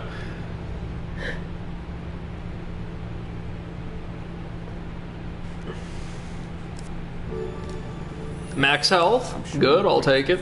Little bit of gold. And the shield breaker, which is not as good as Undead Bane, but we can sell it. Dead Man's Gorge, so more monsters. In this case, King of Death. oh, the King of Skulls and a Lava Golem. Yikes. Fortunately, the King of Skulls should be pretty frail, thanks to the Undead Bane. Ooh.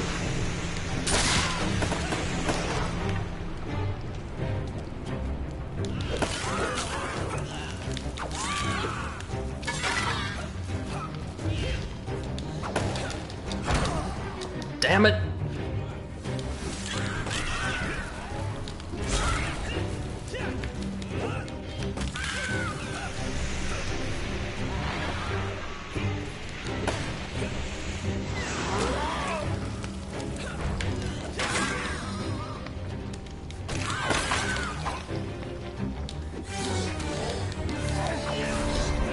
Whew.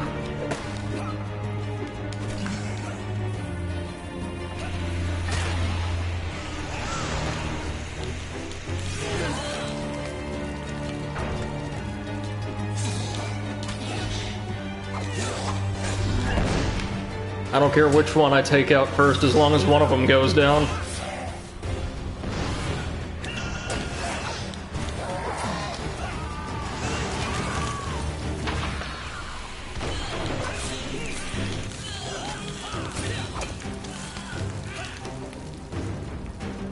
King of Skulls has a surprisingly high-pitched voice, doesn't he? Alright. Not as bad as it could be.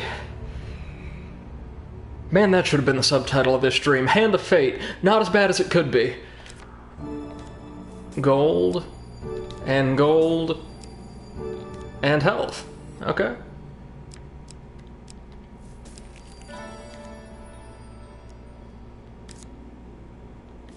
Gonna see, just in case there's anything I'm willing to risk a curse for. There probably is not.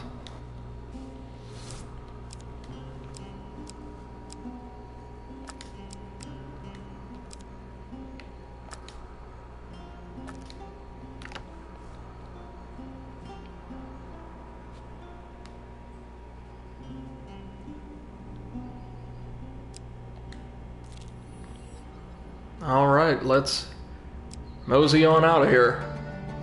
Work your way through the woods and see what lies beyond.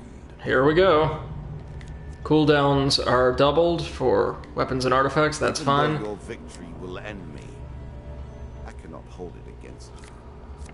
Life cannot help but fight for life. Alright, now real quick, I'm gonna see what we have to do for that quick time event.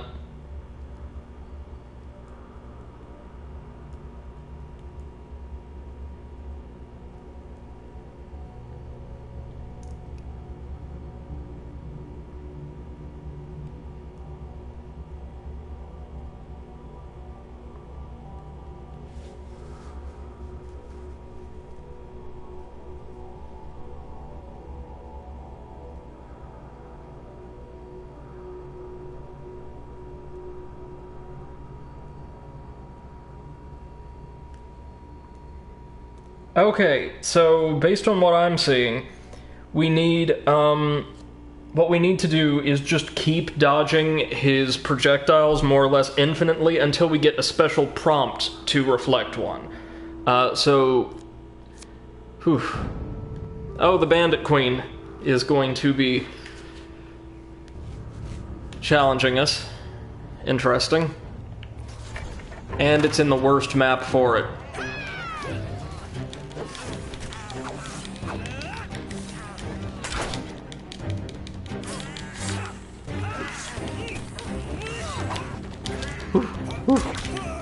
Oof.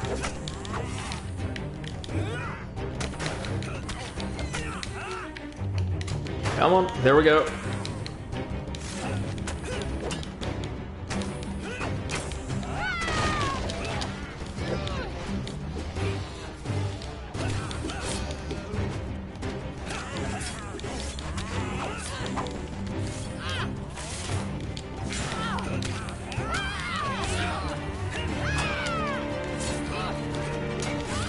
Oh man, that weakening curse that Hag's Raps inflicts is really potent, actually. She was moving at a snail's pace.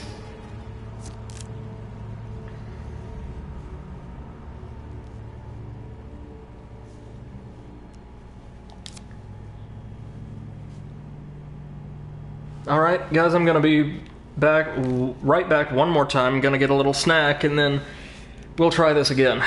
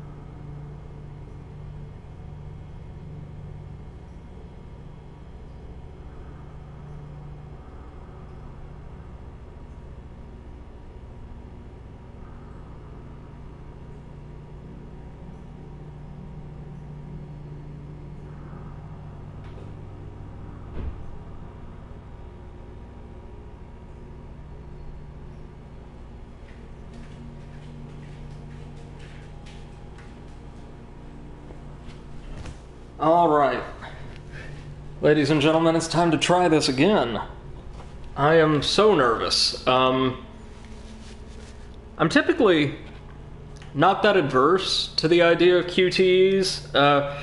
They were definitely overused for a while during the early years of the last console generation, can't lie.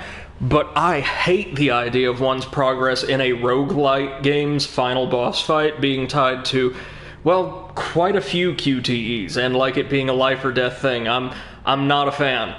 The rest of the fight, though, I have to say, is pretty well designed. So here we go. Round 2 with the dealer. Again, you tilt at the windmill. You will not gain your victory this time. I can't help but think you might be right, sir. But we're going to give it the old college try anyway. The dust are up first, and since we've got Mithril and don't have weak ankles, we're going to be able to run circles around them.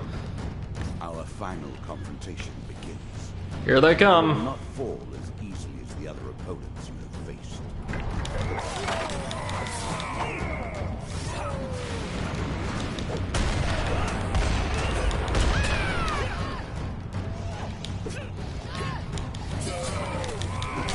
Oof.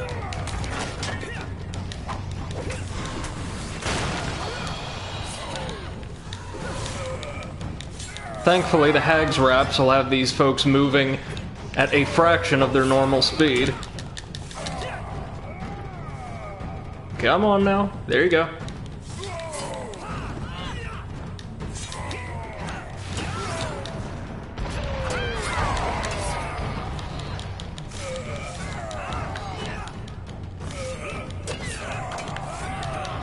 Well, Hag's Wraps will absolutely brutalize the lizards then, won't they? If we make it that far, of course.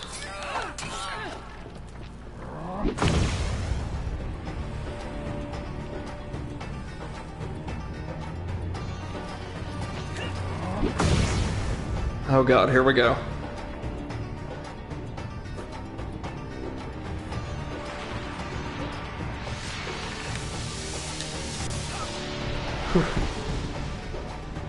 And again. Got it.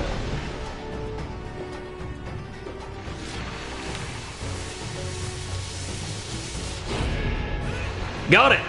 So it did just glitch out the first time. We got him. And now we can attack him with our little tiny sword and shield.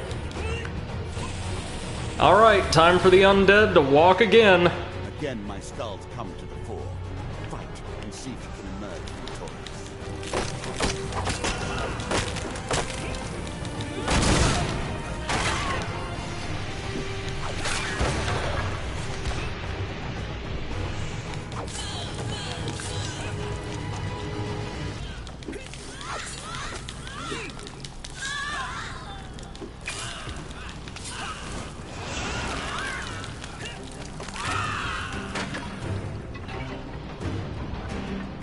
Oh yeah, Undead Bane just made mincemeat of you guys.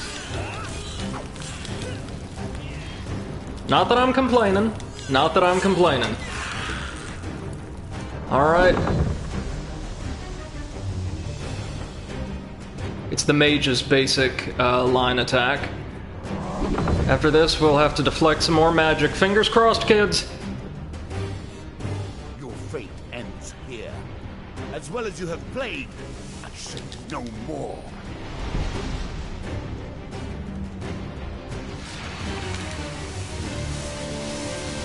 And we're blocking, and rat time. This is what I'm afraid of.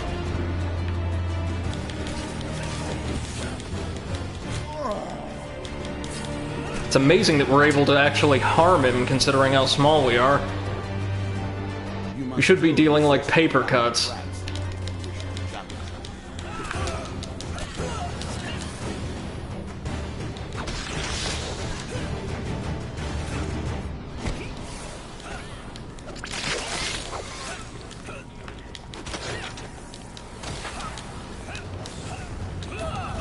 The rats are just so damn fast.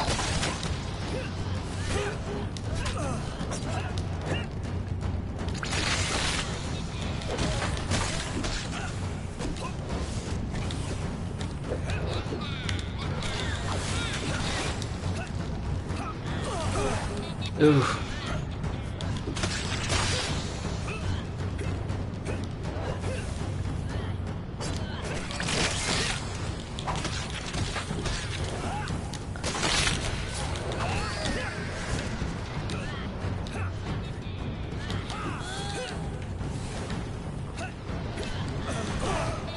Oof.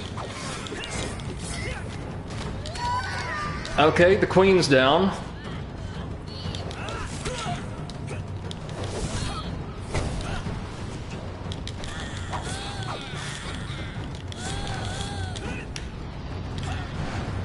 Whew.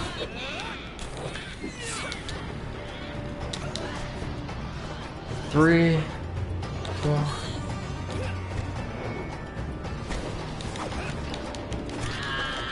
Okay, and the jack's down. Just the king left.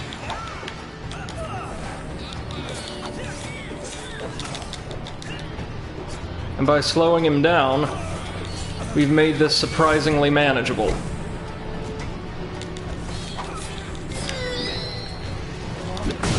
Alright. One more court.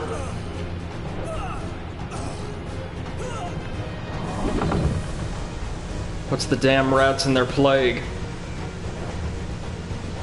Holy crap, his attacks deal a ton of damage.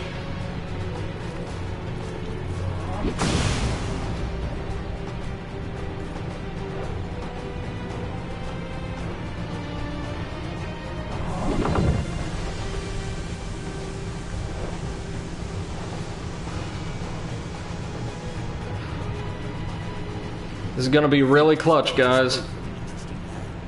Let's see how it all ends. Blocking. This may not be the run, but we're doing much, much better.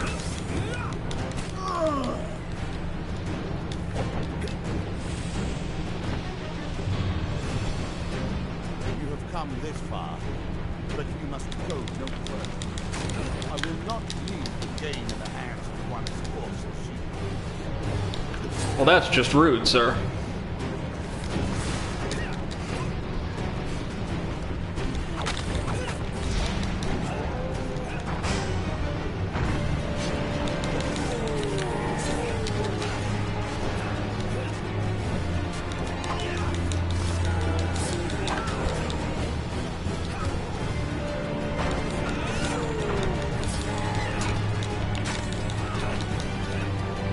Oh, the problem is they're just so damn big and hit so damn hard.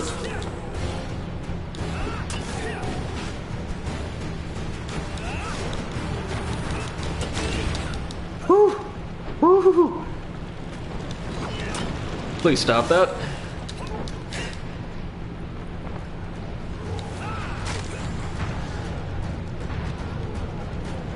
The lizards are masters of crowd control. Is the totem... I think the totem's being protected by the king. That's interesting. And, you know, not infuriating.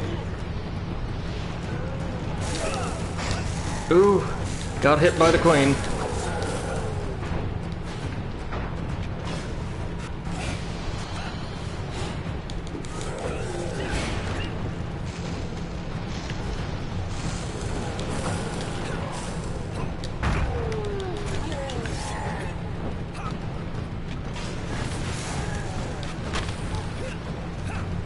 Oh, man.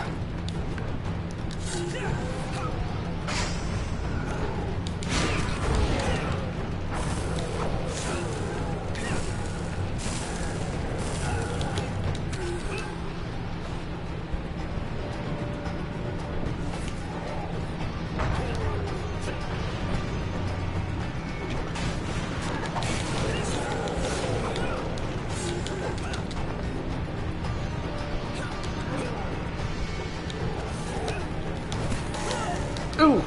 Oh man. Oh man. This probably ain't gonna be the run, but it's gonna be damn close.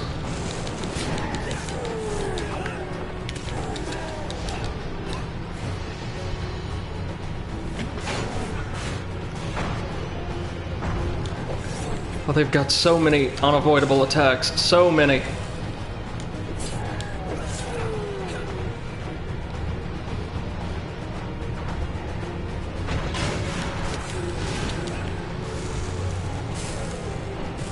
So her fire breath is hurting the king.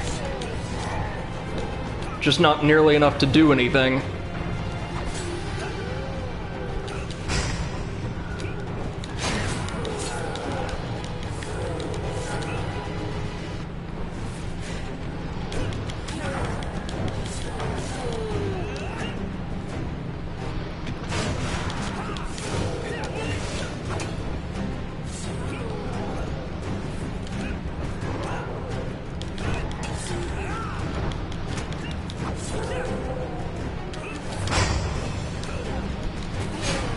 How much health do you have when I don't have Hearn's antlers?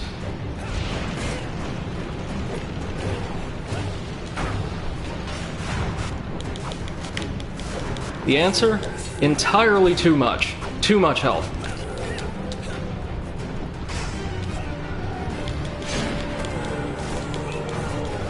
Oh, he's down.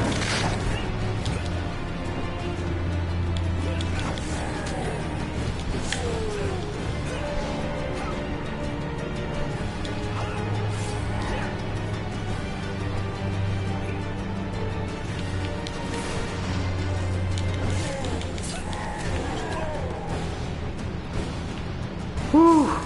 Man, oh man, oh man.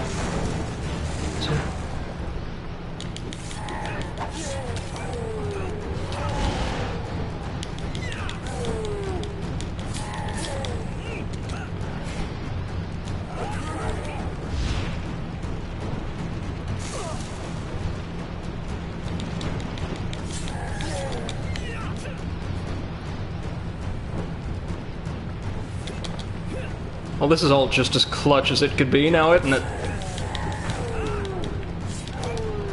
Okay, she's down. Just one left. Damn it! Damn it! Made it to the very end and no dice. Well, at least we know what to do now. I'm afraid that is where this round ends. Some other time.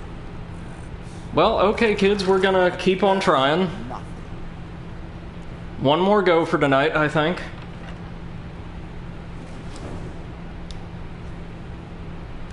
Man, if we got, MC2M says this is why I said the lizards are the worst. I'm seeing that now.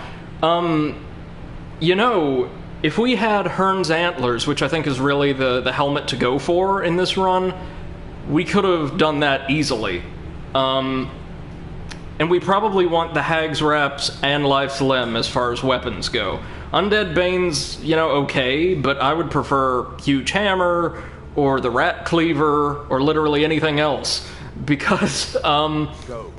Leave. There is no joy for you. The undead are probably the easiest to manage. Mr. Fiddlescruff says, hi, I'm tuning in late and apparently just in time to see the You Died screen. Yeah, we're at the final chapter of the game, the tail end, and, fighting the dealer himself, along with all 12 of his courtiers, in quick succession. I was left these simple pieces, and from them I have built a palace of memories. Soldier's Farrar is okay. That few will ever reach the end of. Will you be one of them? Mages. Okay. We can apparently fight these despite our curse, which is great.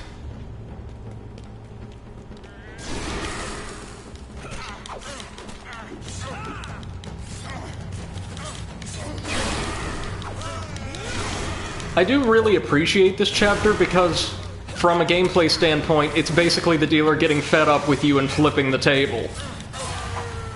And if you do it properly, even that doesn't work.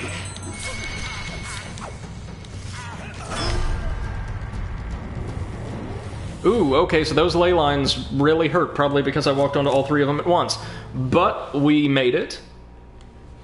Relatively safely. Perfect. Thunderstrike, let's go for it. An ancient artifact. honored in song. This is what you recommend, MC2M.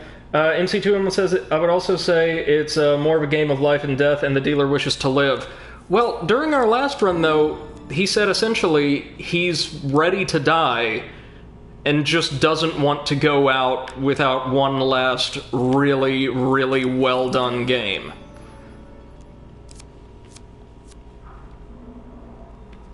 In other words, he's going to try to stack the deck against us as much as we can, and if we can turn in a performance so stellar, so impressive, that we can defeat him even thus, he'll, oh, Hearn's Antlers, definitely going for it this time. Yeah. Like, if we can give him that kind of performance, he'll accept defeat and being killed. Sorry, that struck me as funny.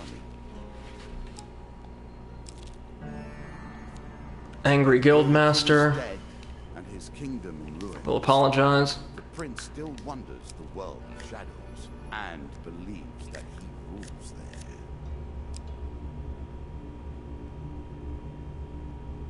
Yeah, MC2M says he doesn't make the game unfair because he refuses to, but very much wishes not to die, and he lies at times. Yeah, this kind of strikes me as the old trope of, like a near immortal hero or legend wanting to be defeated in, like, a fair, honorable combat, just because that's what they've done their entire life and they can see no other way to really go out kind of gracefully. You know, they want to be defeated, they want to die doing what they love. And I think the dealer's probably no different. Thunderstrike. Ooh, that's really nice, actually. I've never used this weapon before.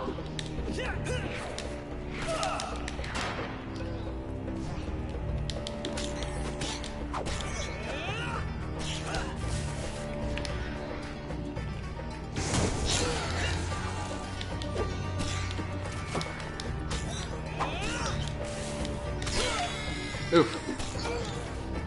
Damn it all.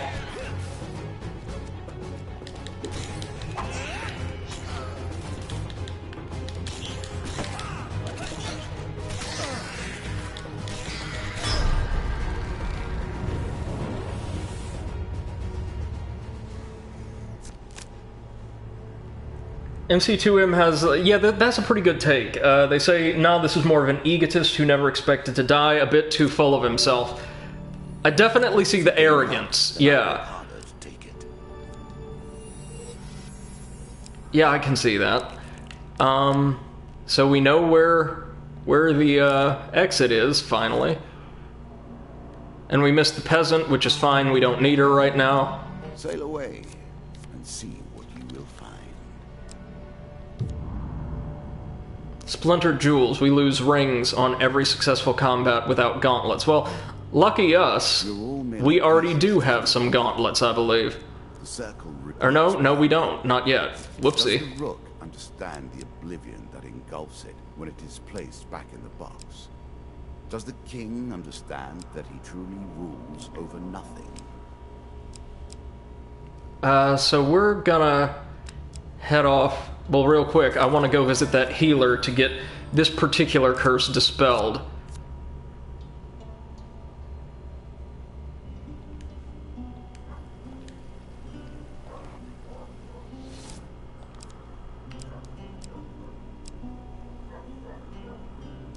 Oh dear.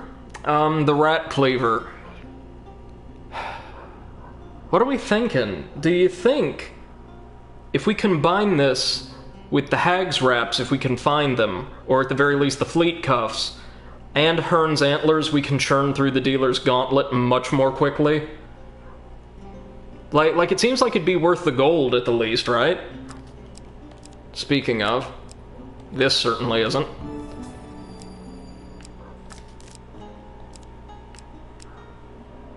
I'm gonna go ahead and buy it, though not equip it yet. They also had the Undead Bane available, but the Undead are kind of a pushover.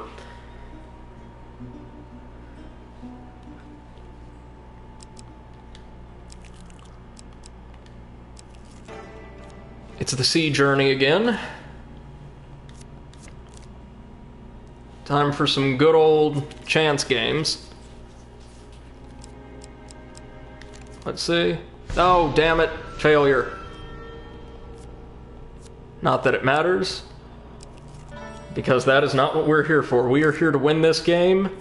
So hopefully, starting tomorrow, I can stream the sequel, which I think is already a substantial improvement on this already rock-solid game. Ooh, so these are expensive. We'll need to wait for Call for the Priest, I think. Yeah, we're gonna have to wait for Call for the Priest and hope and pray we don't get into combat.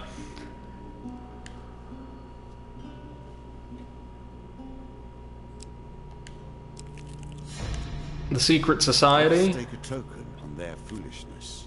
We have enough curses, so let's see what we got here.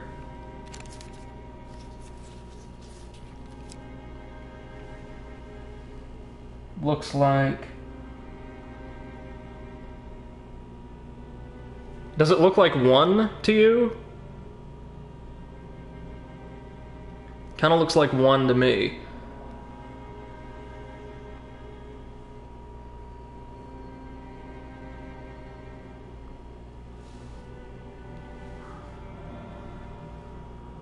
I mean, we definitely don't want the huge failure here.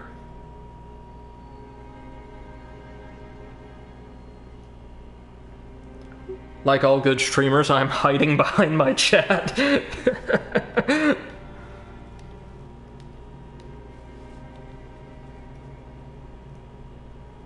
Not looking? Okay. Ah, regular failure. Damn it. And we lose a bunch of health. Alright. Could be worse. The treasure chest, which I am extremely wary of now.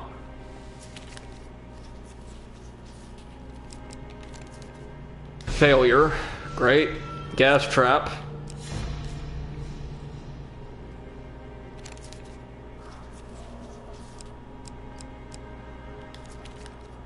Are you kidding me? Okay. 10 health per curse. Don't care. Pry it open. Choose from these options. Are you kidding me?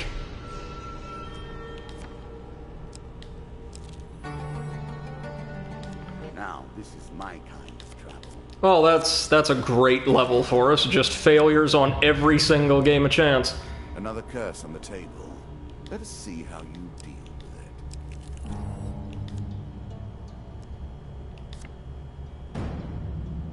Bandit attack, we can take them.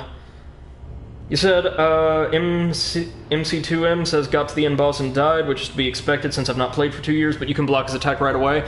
Yeah, I could as well on the... I think...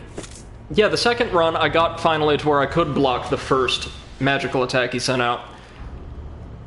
The first run through, for some reason that fight just glitched, I think.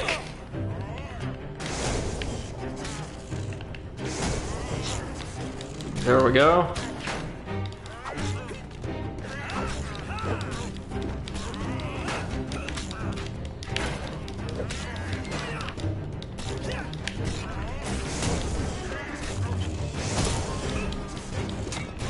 Okay, yeah, this weapon's the truth.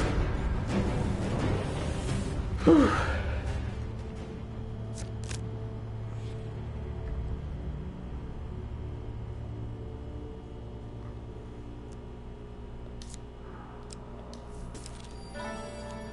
Got the ore, that's solid. Ooh, the surprise portal. Yay. Finesse to control such a powerfully complex tool as magic can be. Extra damage from ranged attacks, we definitely want to get rid of that one. Oh, but there's no call for the priest. Your thoughts and your memories. Every card tainted by your Helpful priest, he can't help us. purpose. The same singularity of purpose that brings you here.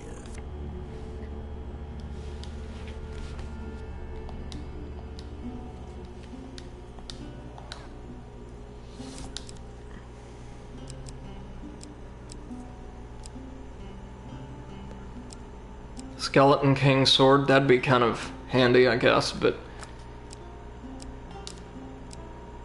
I'll actually pay a little bit for some healing. And a lot for some food, because we're about to run into a huge cache of gold. That should be effective in finally paying a priest when we find one. If we find one. Soldiers on leave, they want Hearn's antlers, and I will not give it to them.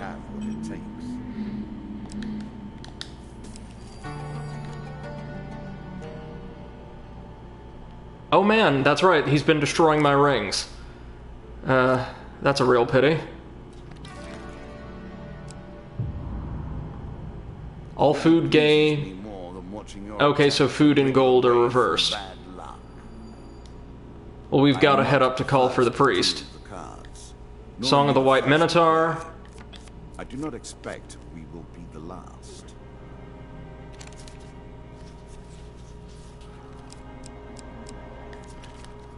There we go.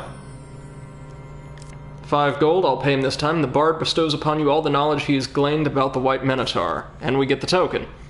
Just 5 gold, no problem. Times lie ahead. Oh man, we're out of food. That is not good.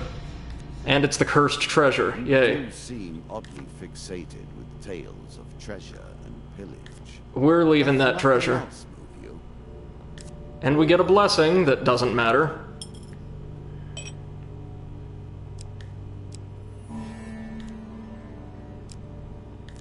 Embertown Hero. And we get a curse. Yay. Starving causes more damage due to parasites. This is not our run. Said should have taken the cursed treasure. Oh, yeah, now that I think about it, I probably should have, but... Right now, we've just got to make it up to the priest.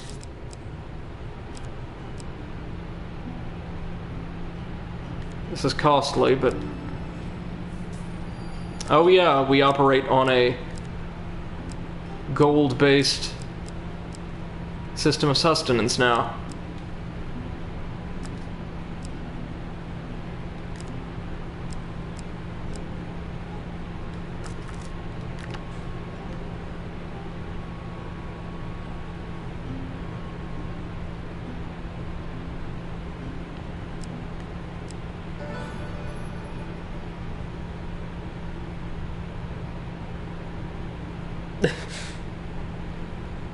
Oh, thanks for the kind words, guys. I may only be a winner in your heart by the end of the night.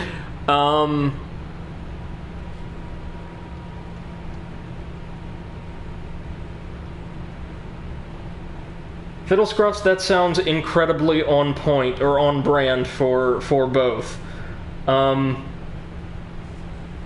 Hopefully I'll be a winner in just a bit. Let's see, do we want to sell this weapon? No. No, we don't. You make this harder on yourself by traveling with an empty stomach. Yes, but I'm sustained by eating gold because I'm not just cursed, but apparently insane as well. Oh,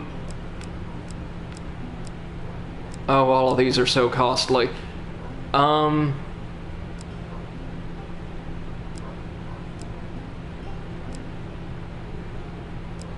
Right. First off, we want to get rid of Midas Appetite. Then Arcane Frailty.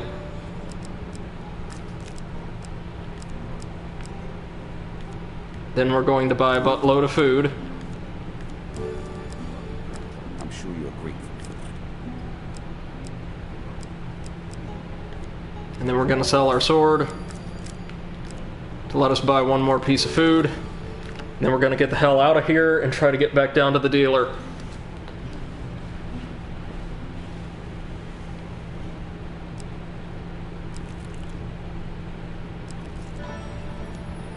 It's the forge. Do we have the ore? Yes, we do, guys. Guys, it's time. Yes. I've got to use Battle Hammer. I'm sorry, but I've got to use Battle Hammer. It's huger hammer. We just may have a chance after all.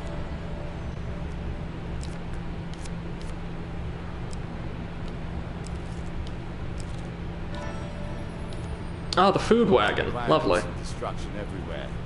Call out and offer help. Oh, thank God you're here. A merchant leaps out of the bushes. Some bandits attacked my cart and I hid in the trees. Accept this food as thanks. He hands over some food. Explains he was on his way to a distant trading post and that as a result of his troubles, his food delivery will be delayed. So we get some food, 3 more food, not gonna complain, and the token.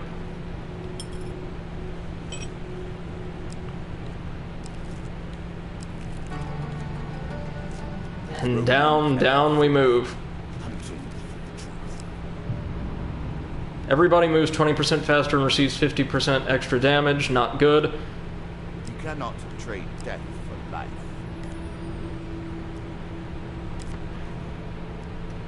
Shop wouldn't have nothing for us. Okay, let's try this again. Now, friends, your input, if I may. Wish we could have gotten some better armor, but that's life. Even though Huger Hammer is great and holy and will allow us to make mincemeat of the undead court, should I replace it with the Rat Cleaver just to get rid of the Plague Court that much faster? Because if I recall, last time around the Plague Court is the one that just, like, devastated my health. We're gonna be doing double damage against the lizards no matter what. So I feel like, as awesome as Huge Hammer is, it might be preferable to get rid of the rats faster. Like, if we could just disrupt the Queen's Plague Locus and take her down in a heartbeat, that'd be fantastic. That seems wise, yeah, I would say so.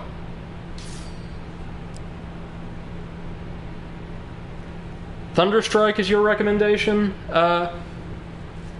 MCM? Because it's an AoE. Well, Rat Cleaver has an AoE too, it's just a stun. And so does Huger Hammer. Huge Hammer has a very powerful AoE. Tell you what, I'm just gonna go ahead and give this a shot with this loadout because I don't want to put up with the rats. I'm so frightened about, actually, hold on, I'm gonna go by the shop then and sell everything we don't need to see if I can't get some better armor. Oh, mages! Yay. And actually, the stun might work wonders against the lizards as well, keeping them down long enough, or the Jack and Queen down, long enough for me to confront the king.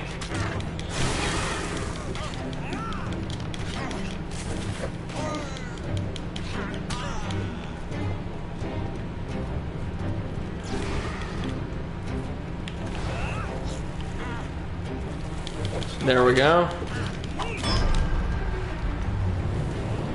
The mages try so hard.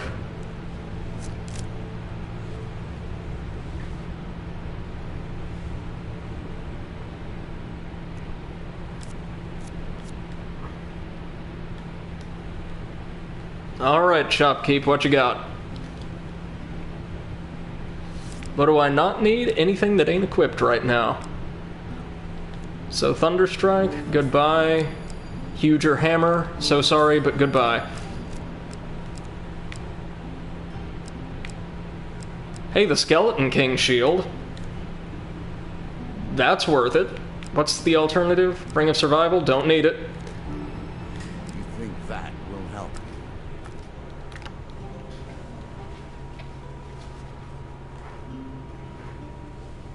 So the Court of Skulls is going to be more frightening than it was the last couple of rounds, but we should be able to handle everything else. We also don't have the Hag's Reps or anything, which is very disconcerting. But we've got a stun, and a stun's got to count for something, right? Our final confrontation begins. Bring it on. I will not fall as easily as the other opponents you have faced.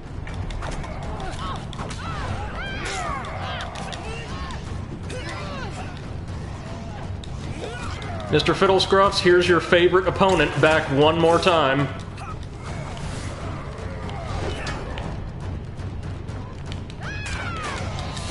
Oof. Yeah, not having heavy armor is going to make this a very dangerous run.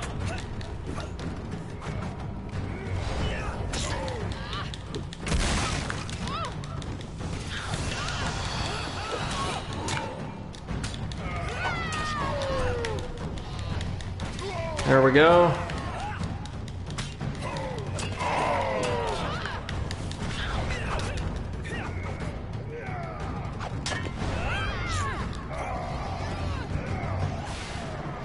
Looks like the stun doesn't work on enemies who are already in the middle of a combo. Unfortunate.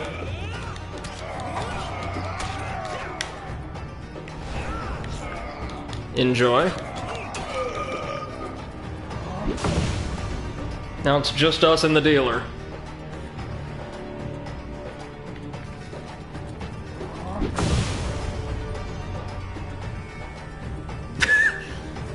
Maya says that guy's wearing a mask to protect Brady from getting the coronavirus. No, he is rather trying to kill me. Okay, so we have to press triangle several times in a row to block his attacks.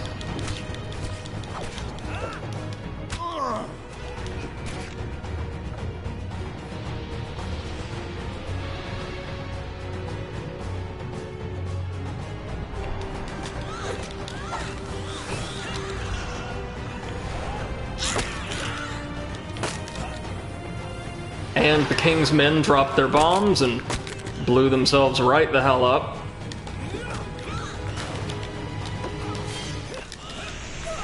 Ooh.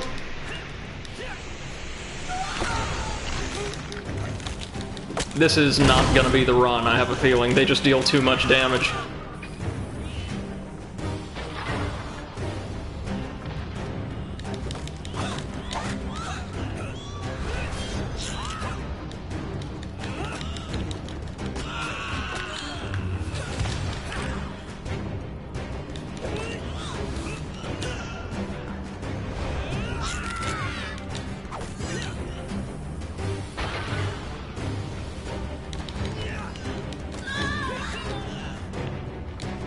Whew.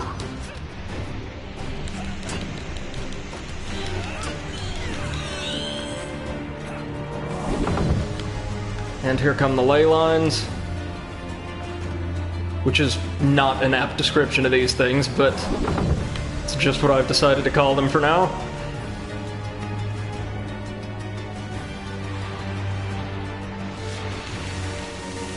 And here we go.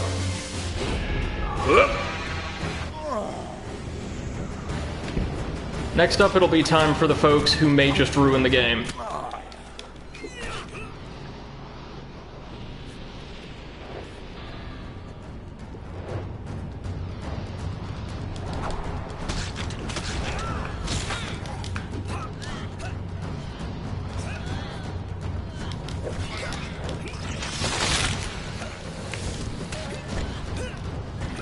Yeah, we were able to destroy the Plague Locust almost instantly this time.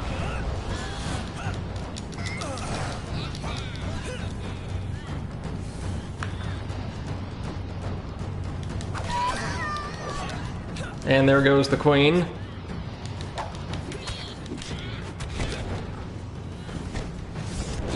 Oh, no, no, no, no, no, no, no, no, no! Damn it! Damn it all!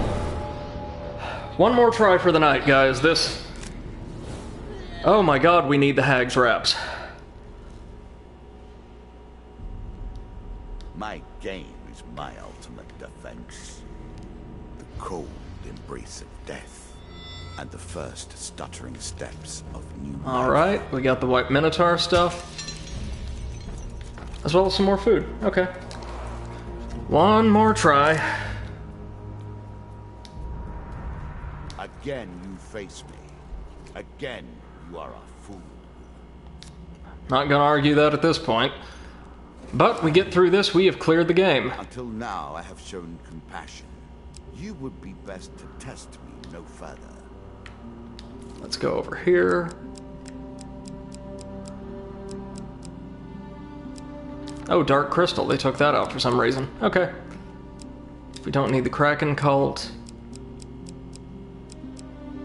We do need, however...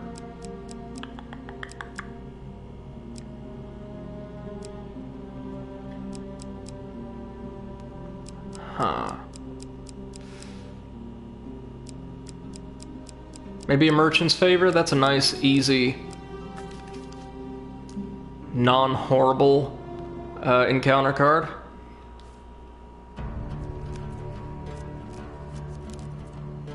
Alright, so honestly, we couldn't have gotten a worse piece of equipment to start us off last time.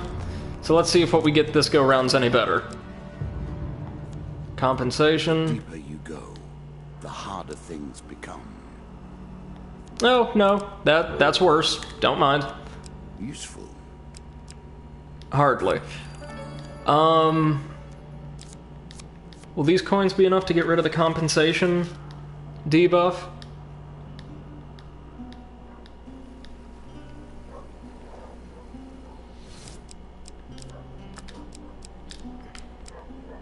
Yes, they will. Whew. Now, I do appreciate that the developers were kind enough to just cover the board in gold at this point, to make sure you have enough to buy whatever supplies or things you need. 2 lava golems. This is new.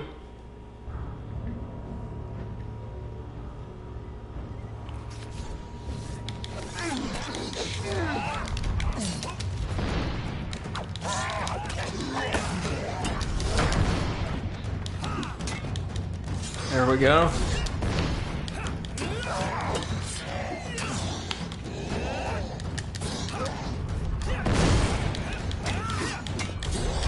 Oof.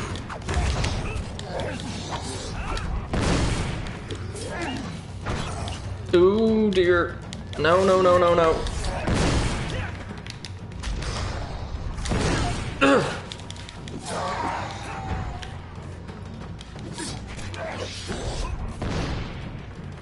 This is why we don't get frustrated, kids. You get off your rhythm.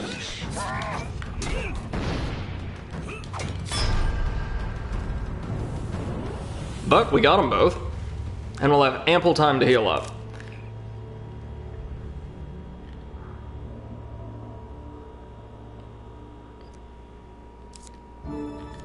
Bunch of food, that's good. A little bit of gold, I'll take it, and some max health. Very nice. Very, very nice. Oh, the metal ore, we'll take that.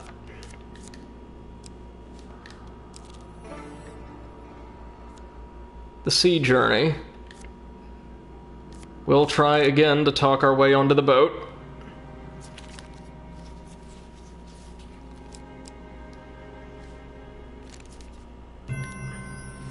Which we do.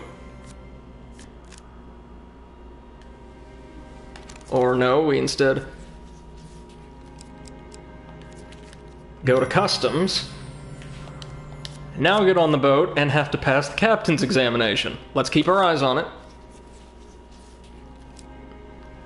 Looks like it could be 1, perhaps?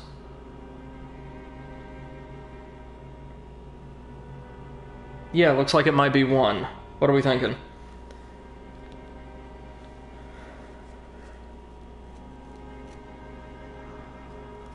Not sure. We'll go for 1. And hey, there it is. You parlay what little you know of Ember Seeds into a string of compliments regarding the quality of Captain Broger's ship, and point out that the captain's skepticism is a sign of his professionalism. Your cargo is swiftly loaded and you set sail. On the sea, the Peregrine's route quickly meets up with that of the smugglers. Captain Broger notices how closely you're watching it. Do not worry, my friend. Those brigands will not attack us. They have their own cargo to worry about. This token will unlock more. Suddenly, out of the water spring the tentacles of the Kraken, blanketing the smuggler's boat with a ferocious speed. The smugglers aboard leap into the water to find safety. Unfortunately for you, their nearest refuge is the Peregrine's Talon. Soon bandits are boarding from all sides, intent on commandeering the ship to make up for the one that they just lost to the Kraken. Meaning it's our old friend the Jack of Dust once again. Only, like, on a boat this time.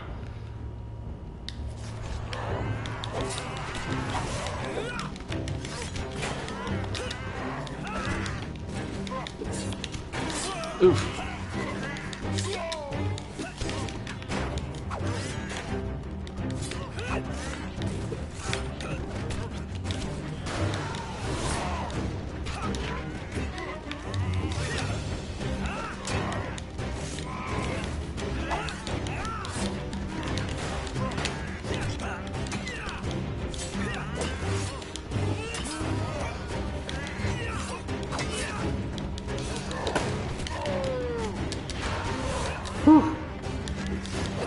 It's a lot of foes to fight in a very small, confined space.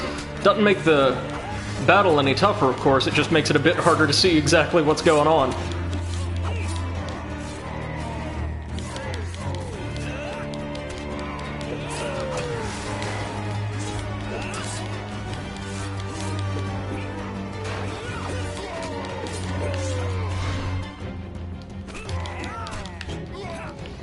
Whew.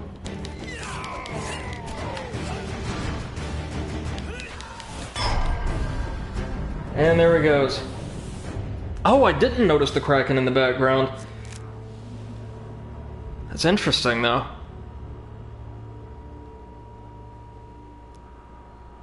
With the ship safe once again, you confess to Captain Brauger that you were in fact here investigating the smuggling boats and their connection to the Kraken. I'll consider you saving the ship a fair trade for your lies. And we get the token, bringing us ever closer to the conclusion of this, I think probably the lengthiest quest line introduced via DLC. Fight some mages to save a maiden, could possibly get some loot out of this. It's worth it.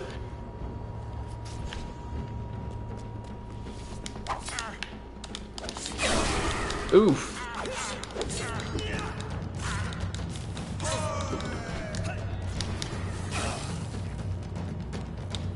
Fairly certain I pressed block there, it just didn't register. But I could be wrong. Well, damn it. I'm doing terrible with blocking this go-around.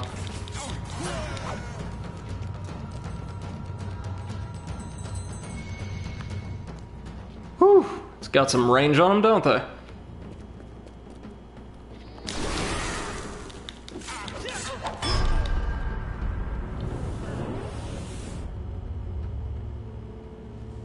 And down they go.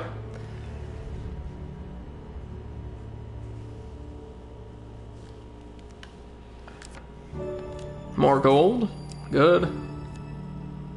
We get to see the exit, not super useful. And food. Awesome. So we've gotten plenty of resources here.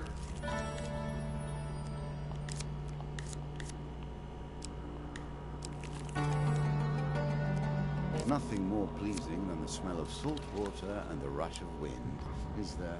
Splintered jewels, that's not great. We can hope that, as each card is unveiled, as each new concept is explored, that we learn something about ourselves, or something about you, at least. Anything that's like a must-have? For now, I'll take the Explorer's helmet. That's kind of useful.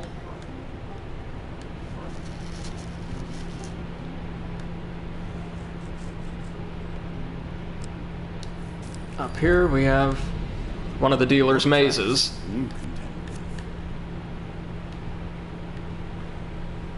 This could be a lot worse.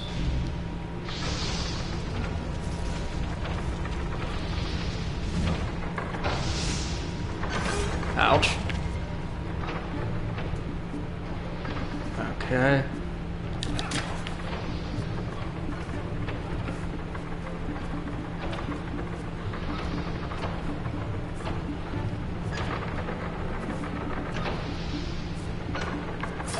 Oof.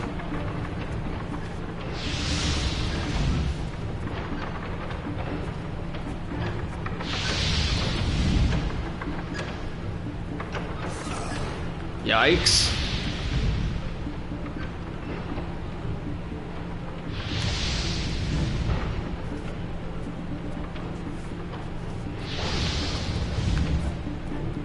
Whew.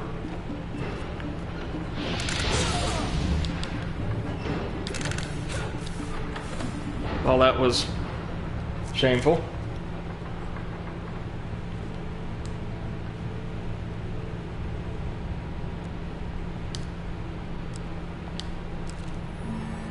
The Angry Guildmaster.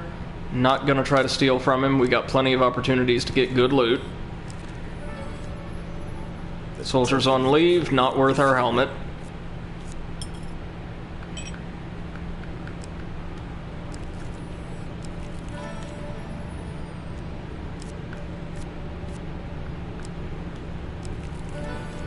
The marketplace. not going to bid our gold for food. Got some more gold thanks to the explorer's helmet. Oh, that's unpleasant. Delivers again. I say that I created this game. The noble trader, what's he want to buy this time? Oh, no, we've got nothing that would interest him. I do not know. Ooh, the surprise portal. I am merely perfecting. And it just moves us down here. Alright, I'll buy it.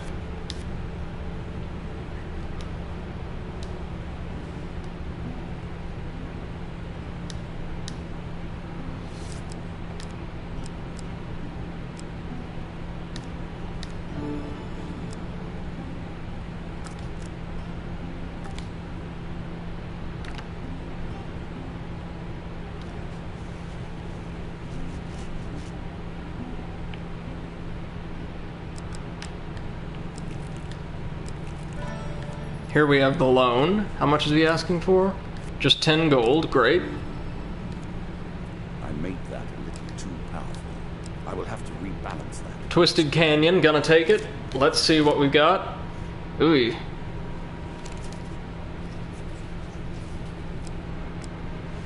That was really fast. I'm gonna go 3. No, it's a failure, so we're gonna take some damage. 5 max health. And 3 food. Damn. But we do get a weapon. And it's the Thunder Strike, which I will take. Is that what you're going to do?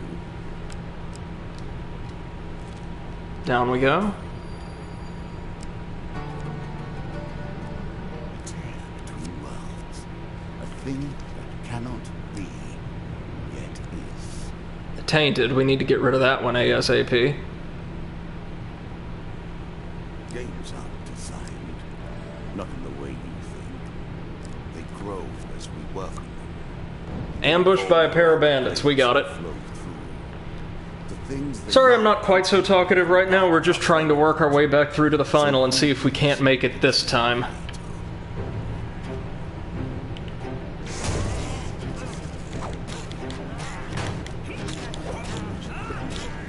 Now to be fair, it seems like the Thunder Strike and its AoE deal an insane amount of damage, because I don't think the supplementary lightning damage is calculated into the, like, 35 that we see on the equipment screen.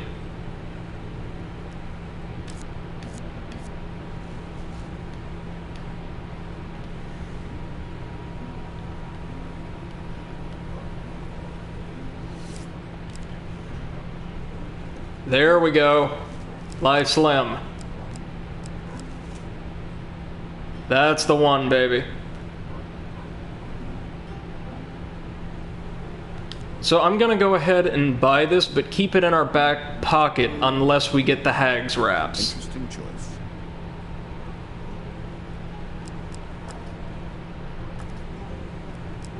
Now, how much for food? Not worth it. Yeah, so MC2M confirms that the lightning damage is not factored into the 35, which means this thing is actually probably obscenely powerful. And it's time Myth and mystery. for another nightmare maze. We would also be really, really, it should be in our benefit if we could find the immovable object or mithril armors. Okay, so literally everything is arrow traps.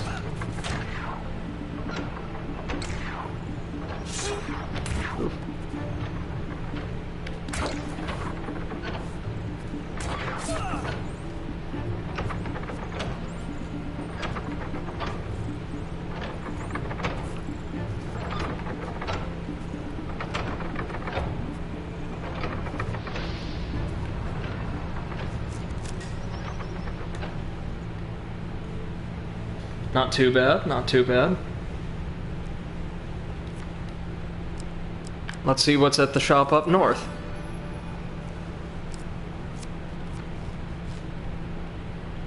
A jeweler. Since we've got that curse that affects our rings after every combat, might not be best to buy any of those, but what else do we have?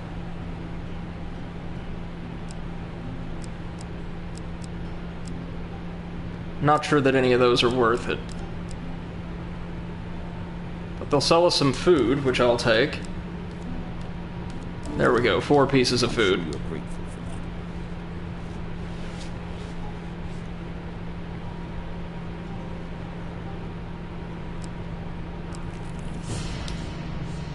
So do we want to take the cursed treasure? MC2M, last time around you said definitely go for the treasure. Does that still hold true? Is it going to be worth it? I mean, I'm thinking anything that gives me additional equipment at this point would be worthwhile. Just because we're so badly strapped for good armor and gauntlets. Probably, yeah. Let's go for it. 3 curses. Jesus. Last enemy can't be stunned or interrupted. Dealer's Revenge. And mana drain, so not the worst.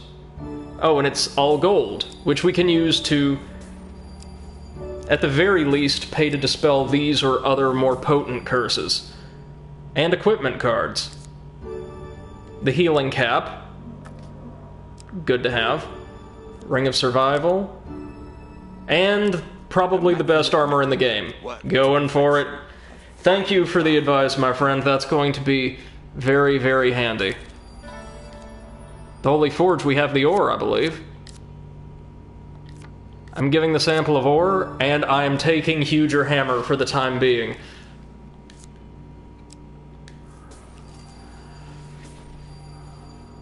Very good. And we are just swimming in gold right now. And caverns. One cannot hope to find adventure without a little delving. Dealer's Spite. Okay. We use the word so often. You run out of food and you die. Destroyed the Merchant's Ring, that's not good. And you die. Yet. Dead King's Hall.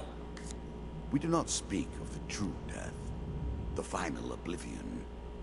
Only the death of the game, where your peace begins. We're gonna try to run from these guys. Moves across the table. This game, like all games, touches on that true death. Damn it. However, looks like we're gonna have to fight. Lost, and lost for all Lizards time. and a Lich. Well, the Lich will go down really, really easily, thankfully. And we will get some loot out of this. Ow.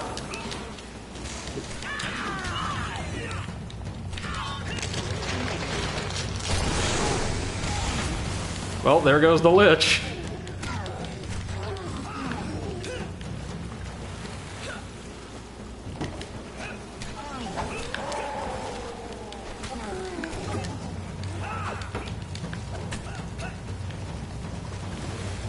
Whew.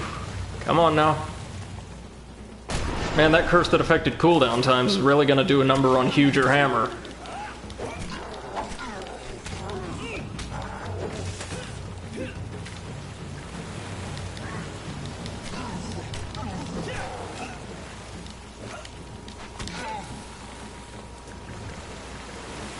Come on now.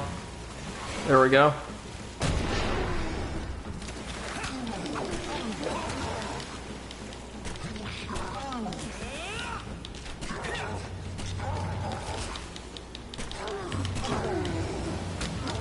Whew. Dealer's Revenge.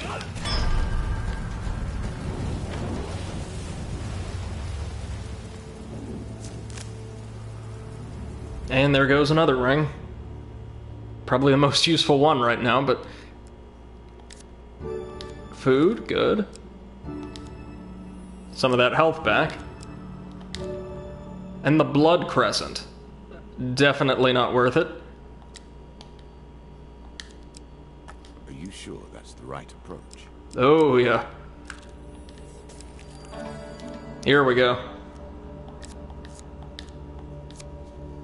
ambushed by some bandits. We can take it. We just really need a call for the priest now, though, because all of these curses are not... It can kill bosses? Yeah, but... Okay, I'll keep that in mind.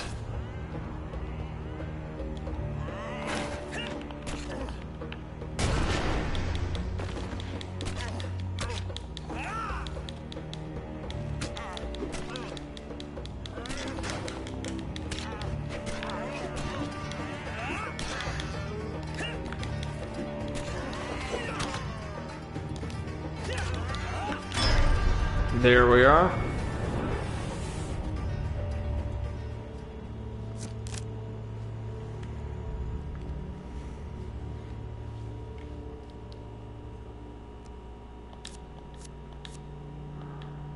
What you got for me?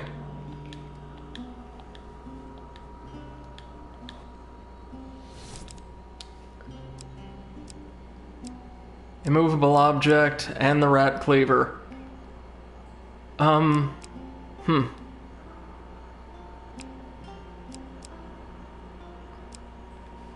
gonna go ahead and buy a movable object and the rat cleaver, though not equip them yet, just so we can have them in our back pocket.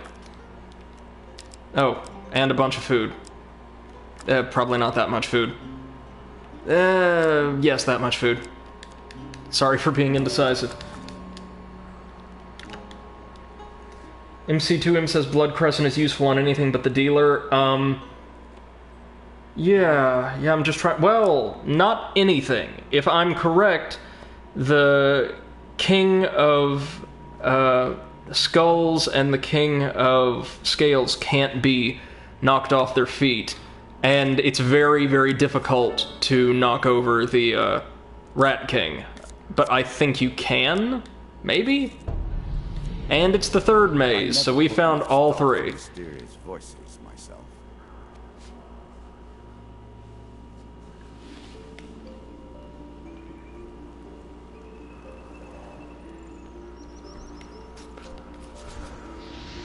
Oh no.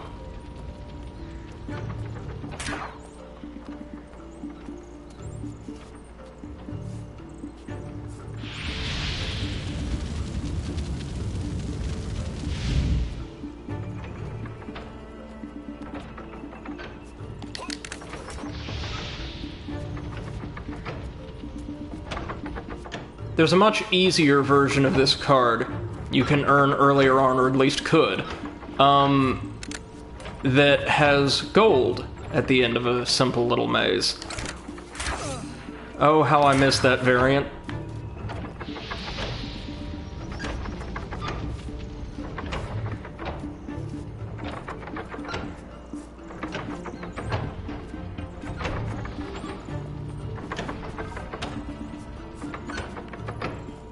Maze trap, yeah, that's right. Oh. Oh dear, we've gone full circle. Ladder to the left. Okay, thank you. Totally missed that. I'm very, very good at my job, of course.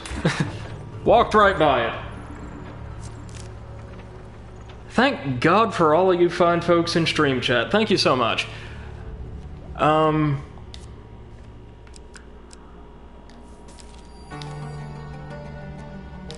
Moving on down. If you dare. And we're already there. Trade death for life. Gold, or weight is increased depending on how much gold we have. I can put Maze Trap in my deck at any time. I don't think for certain. I don't know that I know it. Sorry, I don't know that I have it in my deck. I'm not sure. Inferno Potion, why not? And we've reached the end.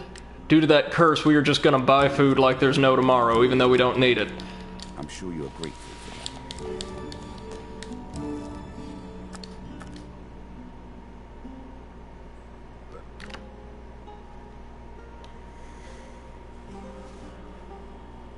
Now it's time to set up our equipment.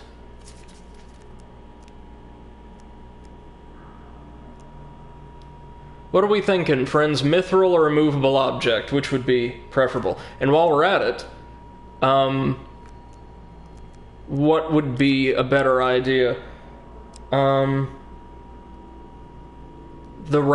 Which of these weapons would be best for this combat? I'm torn between Battle Hammer and Thunderstrike, actually. Because Thunderstrike at the least would work on everything and deals an insane amount of damage, but Battle Hammer does as well, as long as we can build that combo up.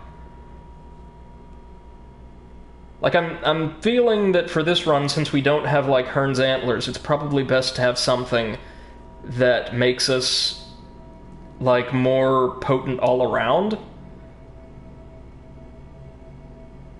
Keeping in mind, like, one of the reasons I'm so... Or Life's Limb. There's also Life's Limb. That'll enfeeble opponents. Let's say you'll finish the boss this time, go for the hammer? Okay. Yeah. And it'll allow me to make really quick work of the Skull's Court as well. Again you tilt at the windmill. You will not gain your victory this time. I'm skeptical, truth be told, but Our final confrontation. let's see what we got. I will not fall as easily as the other opponents you have faced.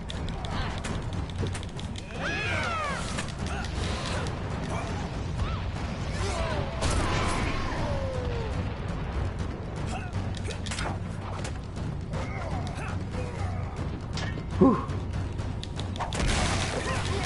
Oh yeah, the Battle Hammer deals insane damage. 1, 2, 3, 4...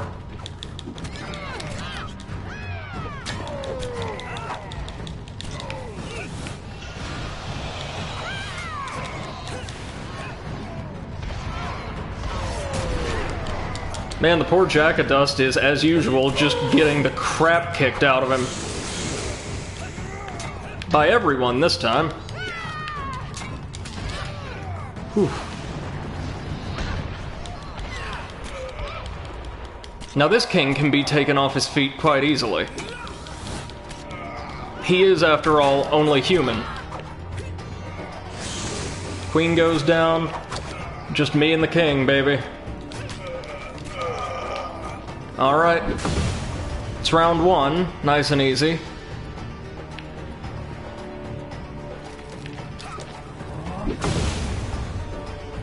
The dealer isn't even all that aggressive after round 1.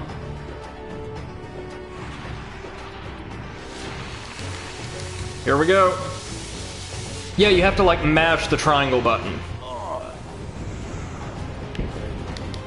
That's what it seems like, anyway. Alright, here it goes. Inferno Potion. And Huger Hammer. There goes the totem already. And there goes the queen, down already. Oh wow, we did knock the king off his feet. Jack trying to reanimate her, but it's not going to work. Well, or for long anyway.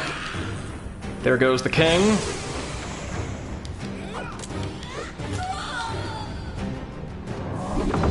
Ley lines. Whew. The tough one's coming up next, folks. If we can get through Plague, I'm confident in my ability dealing with Scales. Let's get it. Yeah.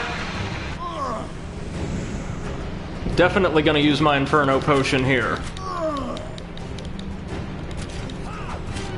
Do you notice, like, all the scars on his arm where it looks like maybe even other players have attacked him before?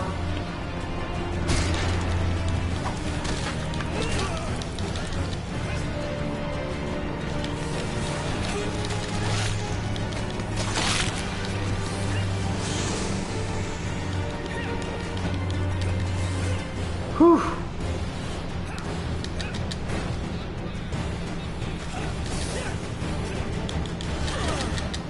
Ooh, no, no, no, no, no, no, no! They caught me between the two of them. No!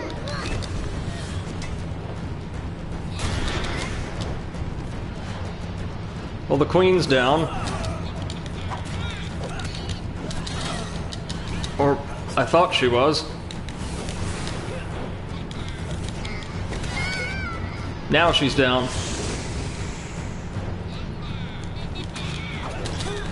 Oh.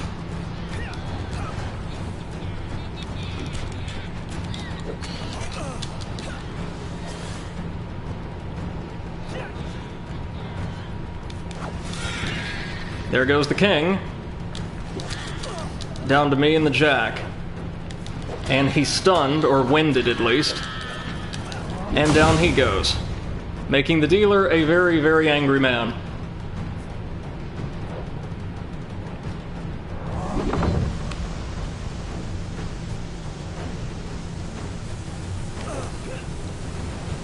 Oh, well, I could hardly dodge that, now could I?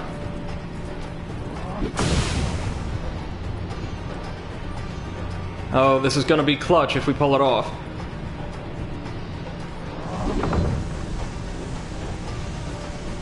Whew. Ladies and gentlemen, one more round.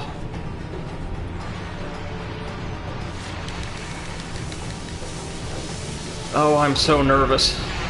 God damn.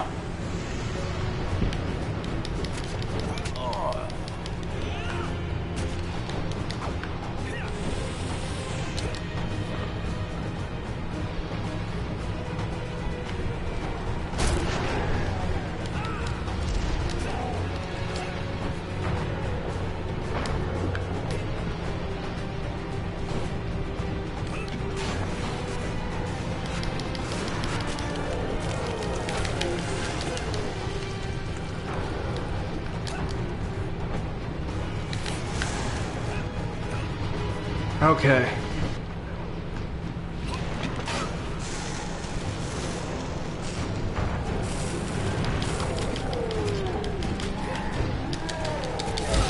Oh! Oh, without slowing them down, they're so tough to take on all at once.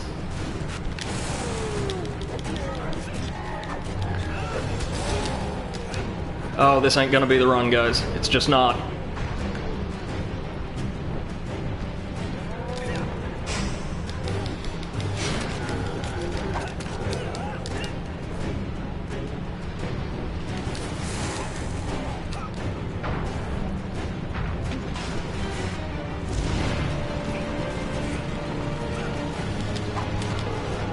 Wait, no, that's the king down at least.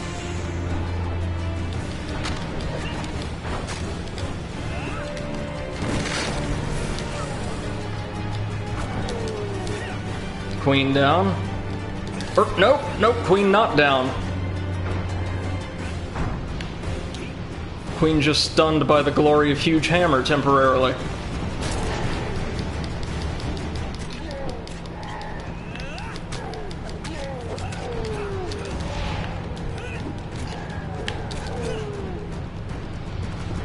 Oh.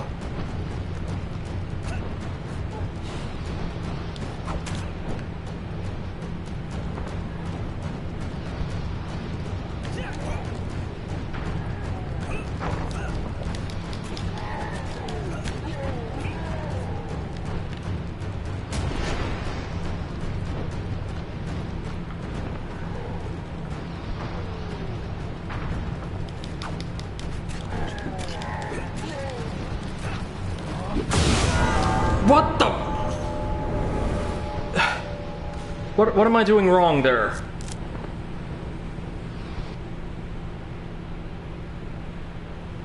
What on earth are we doing wrong? Well, let's give it another try.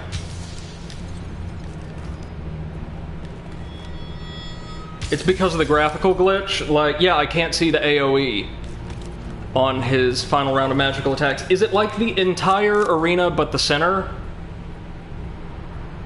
Have you learned nothing?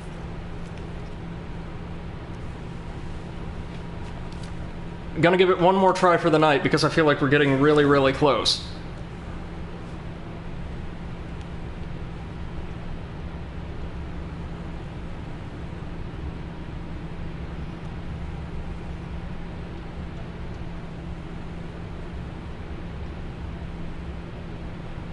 Go.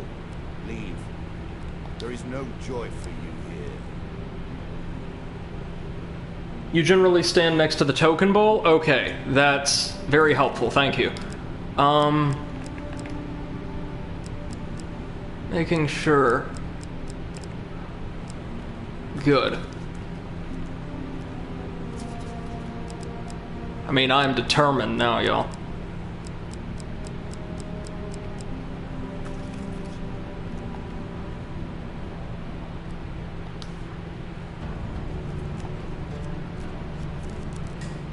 Hope everybody's doing well so far, and enjoying the stream despite my increasing terseness. Ah, that is one of my favorites.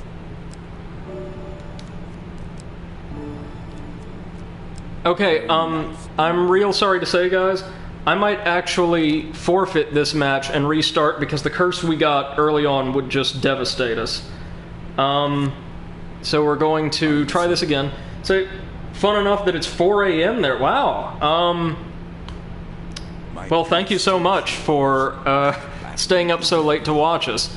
I hate having to just forfeit like that, but that curse in particular would just destroy a run against the dealer. Again, you are a fool. One more time. I'll take anything else.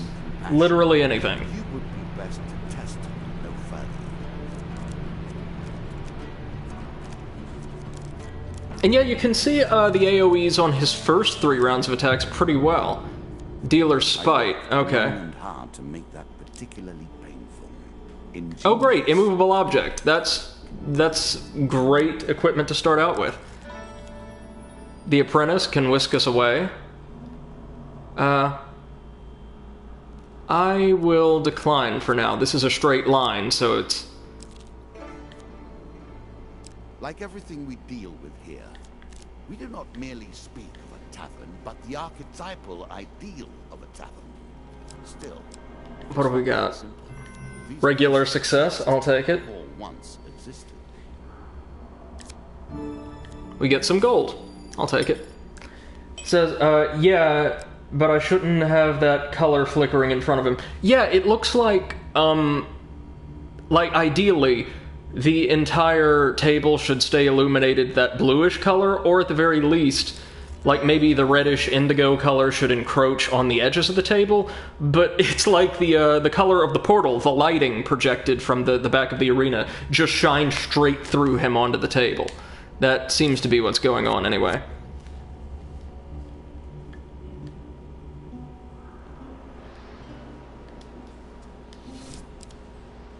Shield Breaker, Fortitude's Breath, nothing good here.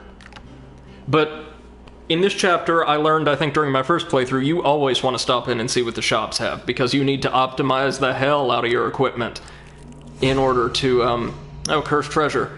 You know what? I'm going for it. What do we got? Mana Drain, not a bad one. That is the curse that ends. That's going to suck. And we do less damage. I appreciate your 5 new curses. I look forward to seeing how you Are you kidding me? Particular challenge. Well, I don't know that we can come back from that. Should I even try, or should I reset once again? Poison and a shield. The worst special shield in the game. Are your senses acute enough to detect what lies here?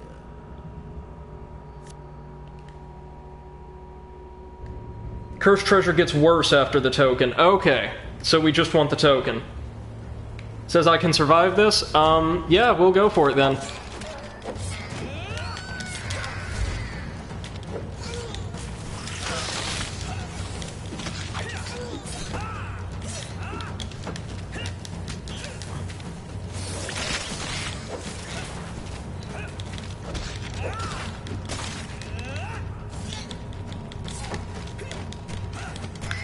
One thing I appreciate about the rats is when you knock them off their feet, they go flying.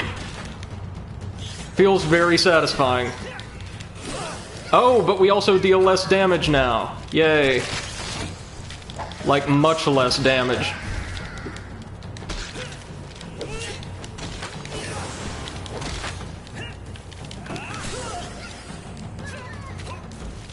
Like, next to no damage, apparently.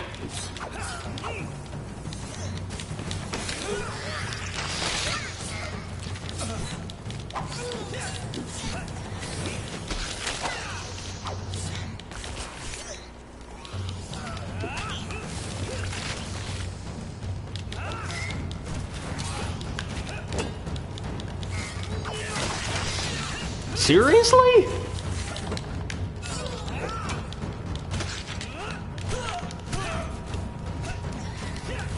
Wow. Yeah, this is not gonna be the run.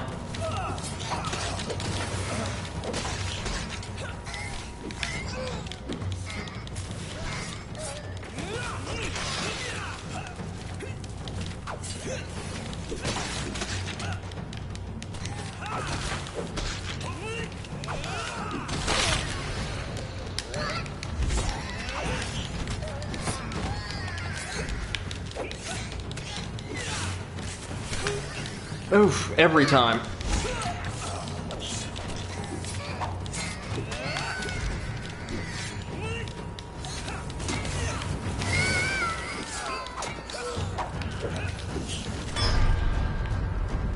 Oh, this is gonna be a pain in the ass.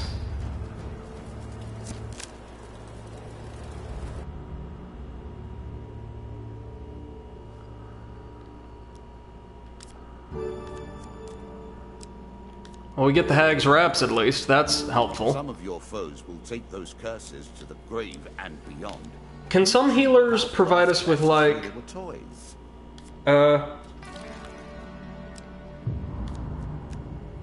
Another curse. Surprise attack. Great. Can some healers provide you with, like, max health up potions? Or is that a thing in Hand of Fate 2? I feel like in one of the games, on occasion, you can buy, greater health.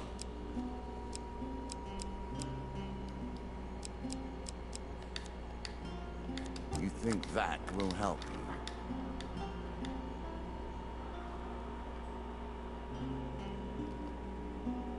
We getting there?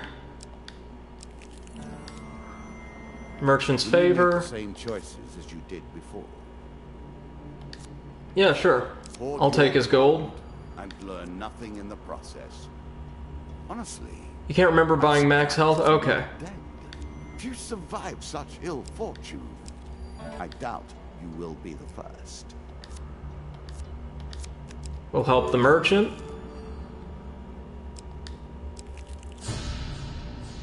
Oh, the secret society. Great. Hey, Mr. Fiddlescruffs, how y'all doing?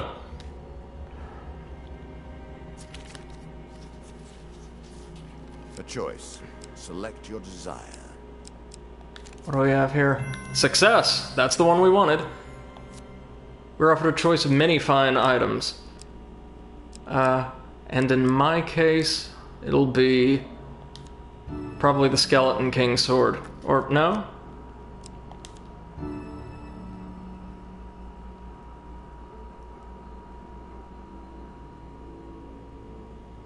Yeah, Life's Limb. Oh, and the Skeleton King sword. Yeah, we'll go ahead and equip that one.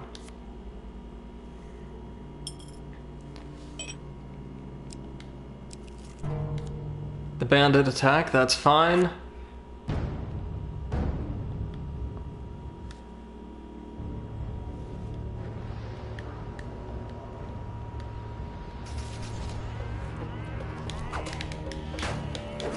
Well, if we can't buy max health at some point, man, are we screwed.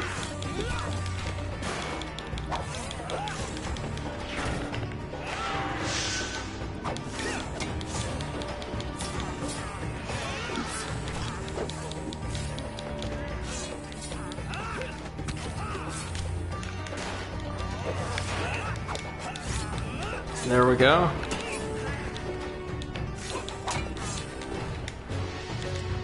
Come on. Oh, he slowed down. That's right.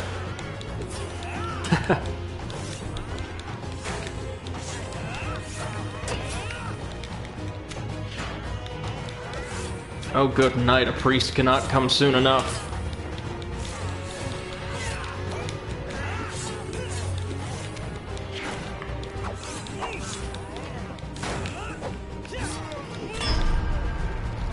There we go.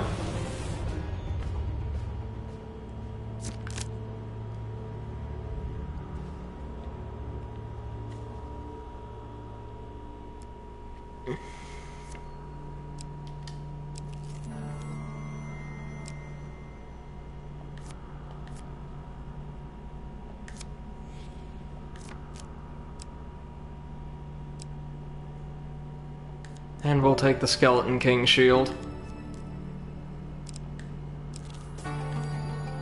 We're about to go down to 30 max health. Things live in caves. Are you sure?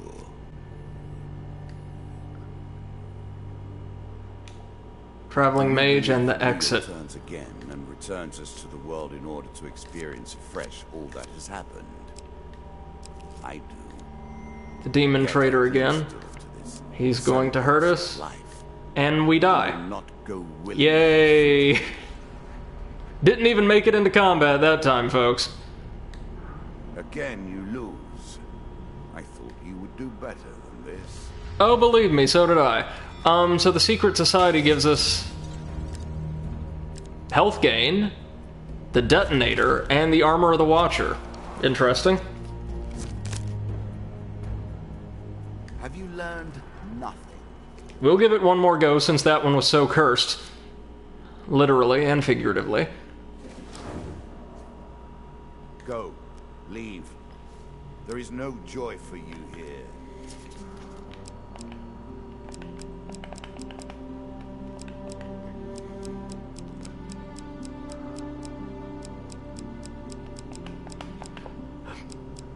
Where was that new armor?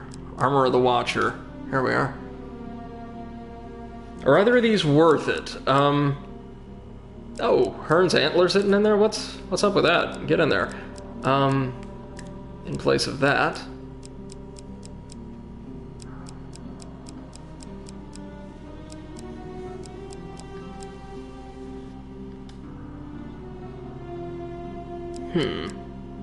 Might actually want War Cry.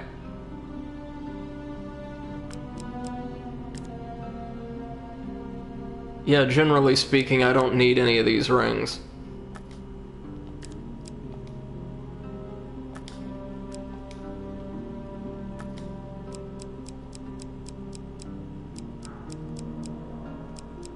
So we'll give them that, and...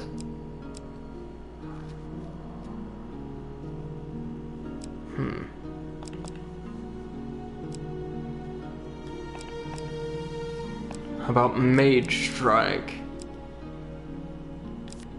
Yeah. Here we are.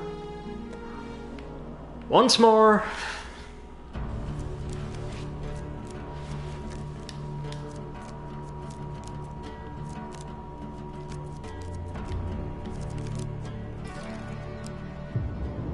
Dealer Spite. Okay, we can live with that. I'm watching your attempt to wriggle away from bad. And the Explorer's Helmet. We can definitely live with that. One of the mazes right off. Okay.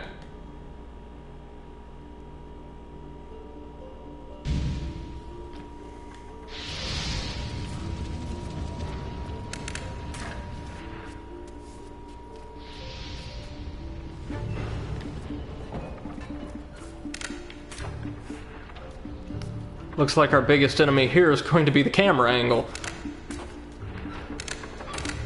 Ooh.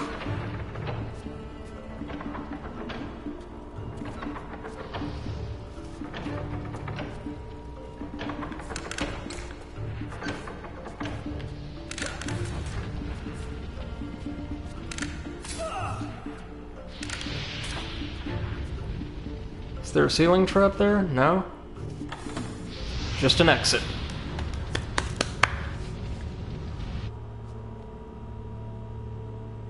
Yeah, I do apologize for not being talkative, but there is nothing at all to say about much of this.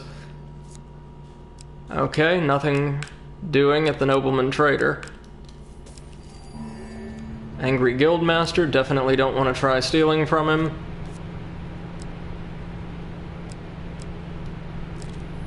We just need that gold so badly. Huh. Well, do we have enough to remove Dealer's Spite? I don't think so. I think as far as curses go, it carries a higher cost than many.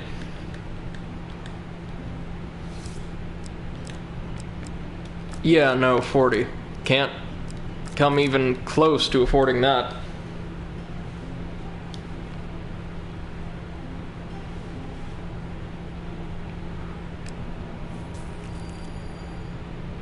Food wagon? Yeah, don't need it. Get that gold, though. Surprise attack, that's nasty. Forced escape. Special person to walk through this door. You need to have lived a life that provides. Let's see what's at the shop first. The tavern wager.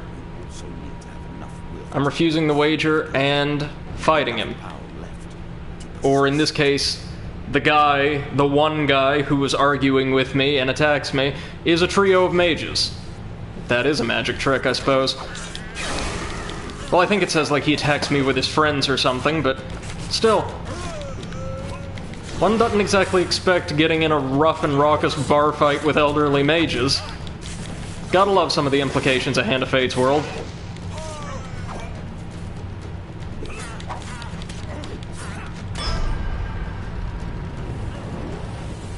Defeated with a nice solid kick. Right on.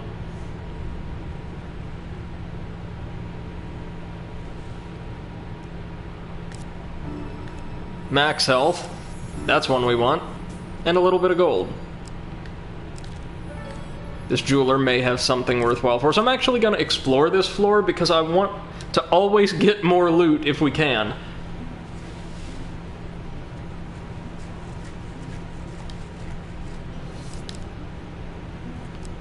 Survival, Mage Strike.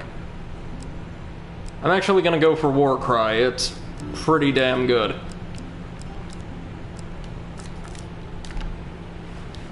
It'll come in handy during the final boss if we make it that far. It'll allow me to take down the King of Scales much more quickly. The Cursed Treasure, which we are not taking. The Peasant, who I actually will deal with for the equipment.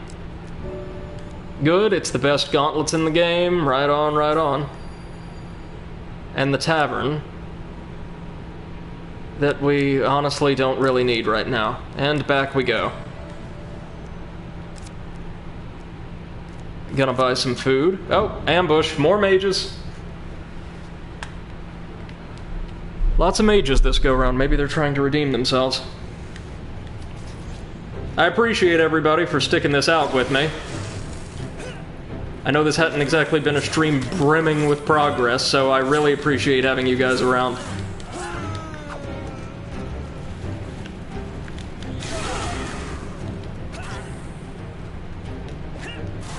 Come on now.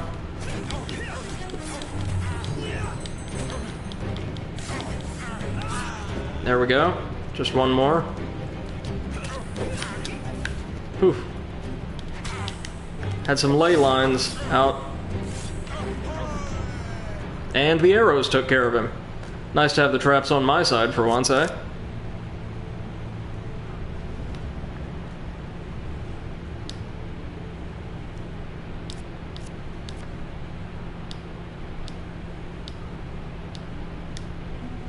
Probably don't need much food here, but just enough to get us through. Yeah, that seems pretty fair. Should be good to go. Just gotta make sure I keep enough gold in the tank to dispel these curses once and if we find a priest. An expedition. Press on. Ooh. The deeper you go, the harder things become. Yeah, gee, I wonder where the exit could be. I will certainly like you. The maiden. You have questions, and I will provide answers. I'll ask for gold, actually, because we can use that to buy food. 15, and 10 per blessing, so none, and 40. Yeah, that'll actually buy us a ton of food. The merchant's favor. I'll take it because I need the equipment. The Black Deck delivers again.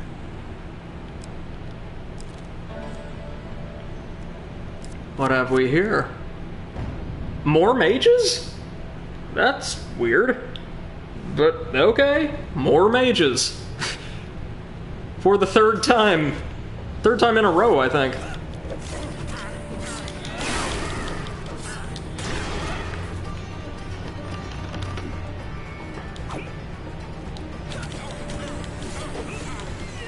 Oh, and the Hag's Wraps will just completely destroy you guys.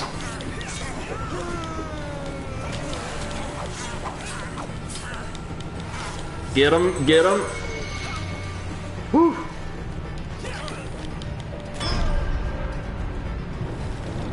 And down goes Dime Store Galactus once again.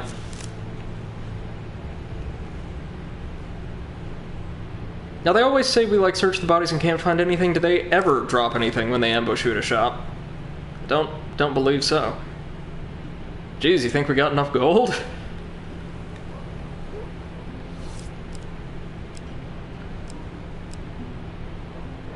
Huh, nothing that's really great.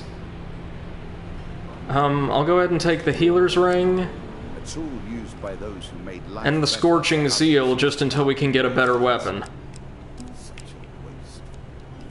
As well as buying a ton of food.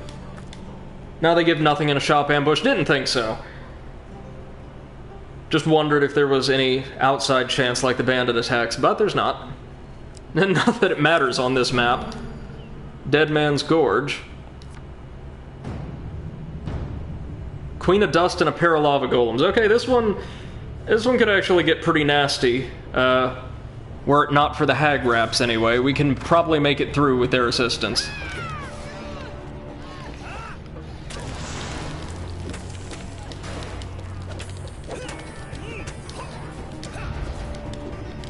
Come on now, come on. Ooh.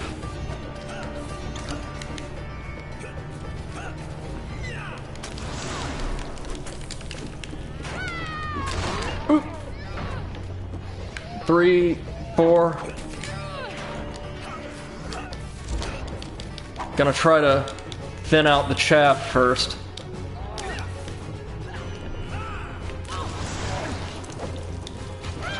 Kind of surprised the burst of flame hurts the lava golems, but not complaining.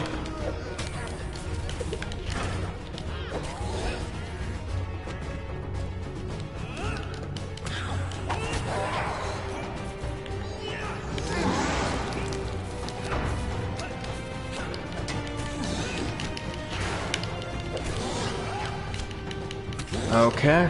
Whoop.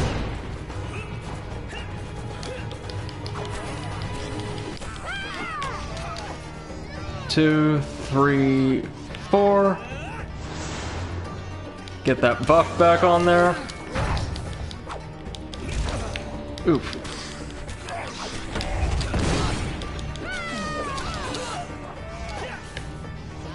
Getting careless. Can't get careless now.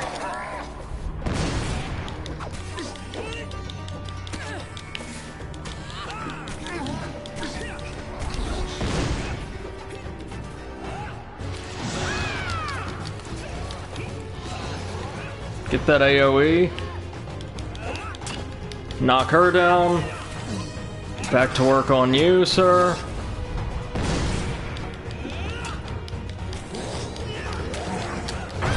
Ooh! Stuck! Stuck!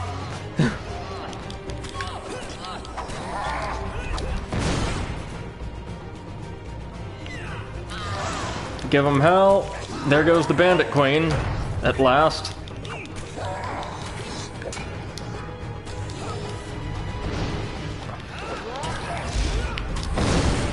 Oof.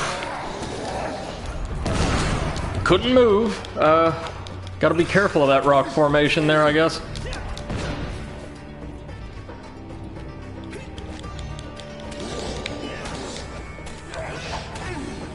Running into them right after I get a fire-based weapon is probably not the best luck in the world, is it? I don't know if they take less damage from the Scorching Zeal, but it certainly looks like it. Like a lot less damage. Whew, down they go.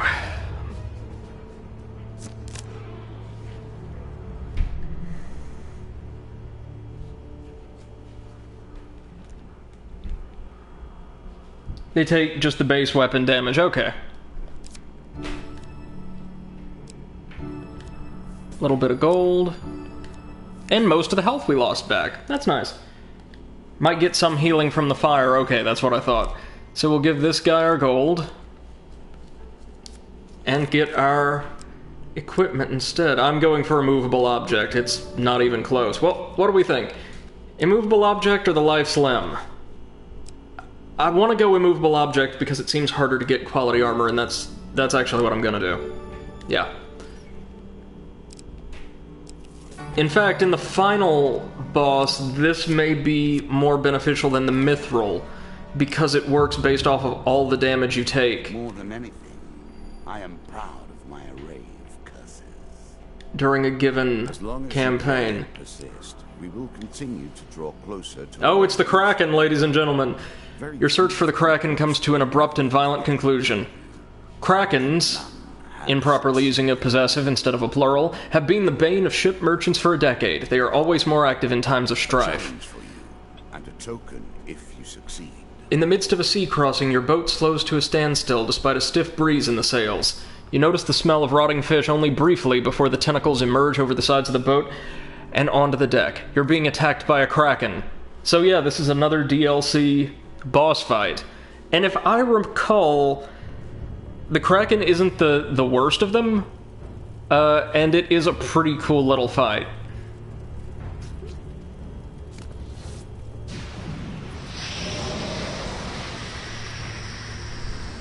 The Kraken, ladies and gents. Kind of a unique design for a Kraken.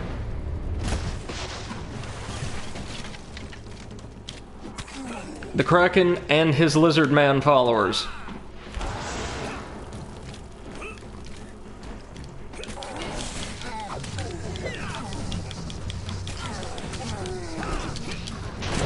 Oof.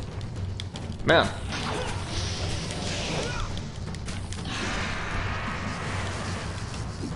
At least the Kraken attacks his followers just as easily as he attacks us.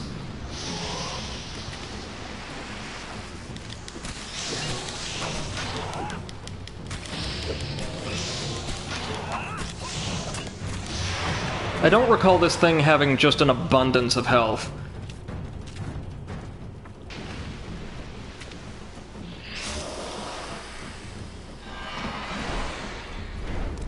Here we go again. Oh, it's the Jack of Scales, I think.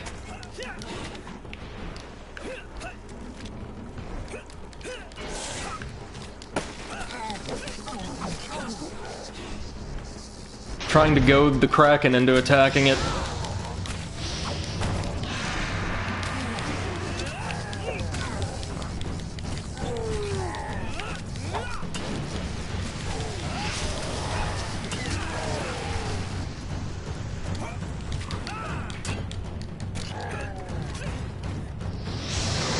Oof. Man, that does a lot of damage, and I can't move. Oh my god.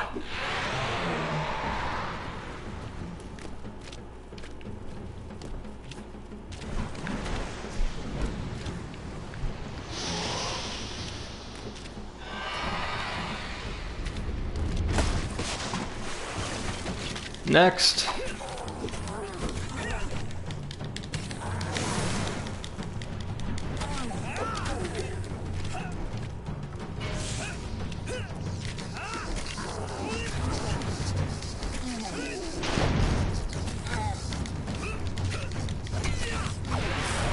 Okay, there we go.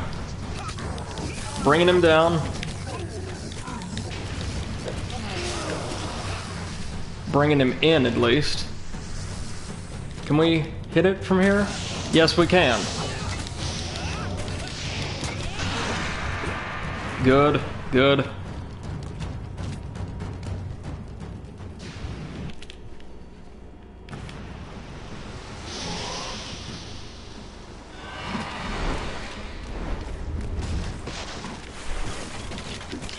Oh no. Well, time to get some practice in for the final boss. Ooh.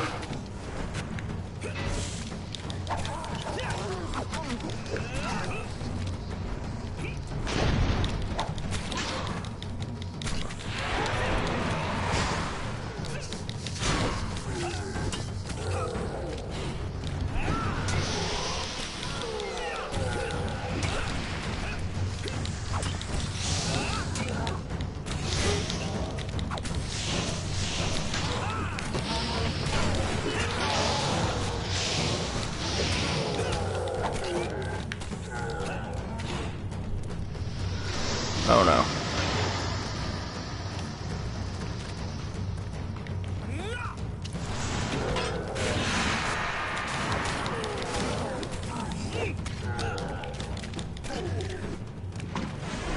Well, that was unpleasant. Just hoping and praying we can make it out of this.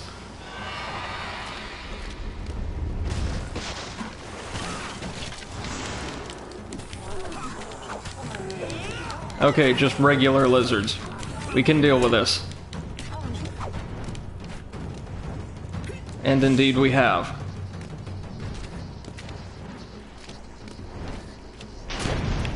Whew.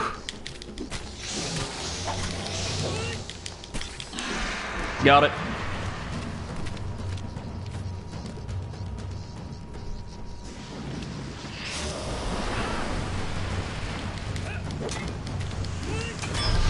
Got it!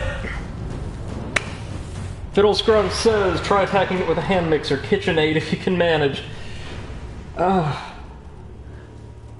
We took down the Kraken. That's... Regardless of whether or not I beat the dealer tonight, that was a great stroke of luck. We search the remains of our boat for loot and survivors and get gain cards. Get them gains, Skeleton King, Sword, Mask of Extortion.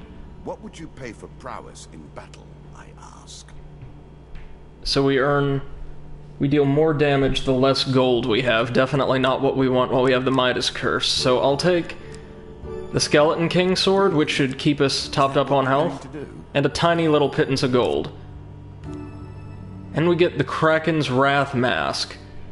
Enemies who strike the wearer of the mask can become victims of the Kraken's Wrath. We'll keep that in our back pocket for the finale. Sounds like it could be useful. And just like that, the Kraken's done for. The loan. Definitely going to give him many of these blessings what he asks for.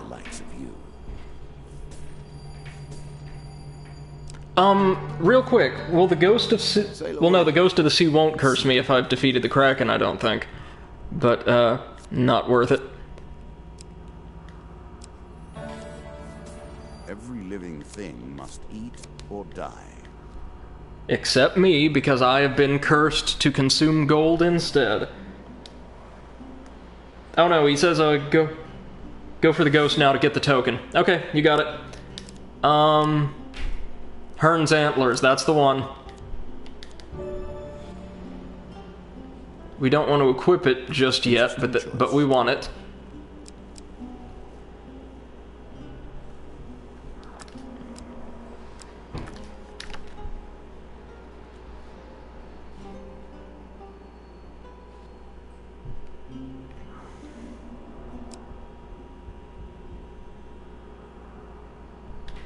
If you recall, the trigger for the ghost is killing the Kraken. I thought so, but I thought... I forgot there was a token associated with it. We play for a token now. While walking the sea at night, you notice the sea surge up. The surf settles, and out of it reappears the ghost of Carlo's wife. She seems to be much calmer than usual. I had grown accustomed to the idea that the well of vengeance in my soul would never run dry. You've defeated the Kraken in mortal combat. Although the beast still lives, you've shown me that someone can stand against it. For that, I shall be eternally grateful. I will be here to help when you need me. And we get another token. Nice.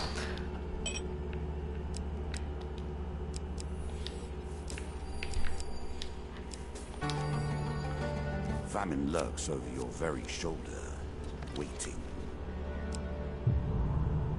Splintered jewels, that's not great. Call for the priest, thank God. We can get rid of the Midas Gambit. As long as you play and persist, we will continue to draw closer to a resolution. Very few have come close to unraveling the game, mind you. And none have succeeded. God, his voice actor does a phenomenal job. So let's see. We want to get rid of the Midas appetite. Well, hold on. Is there anything for sure we know we want to sell? Scorching Zeal. Well, no, the Fine Blade we no longer need.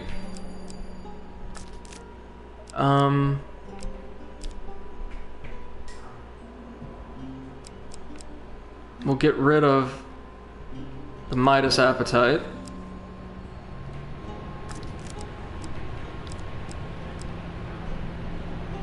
Buy some food, seeing as we really need some.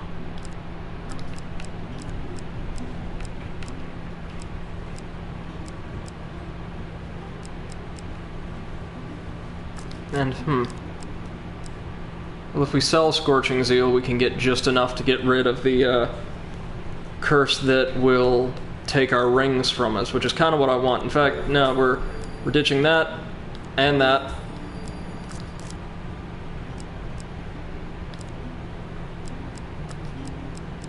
And honestly, as cool as it sounds, now that we've got Hearn's Antlers, I'm gonna have to ditch the Kraken's Wrath mask.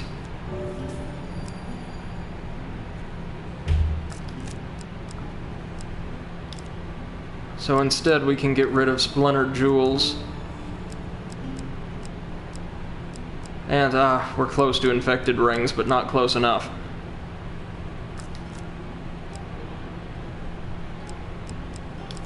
In that case, we'll go ahead and buy a little more food.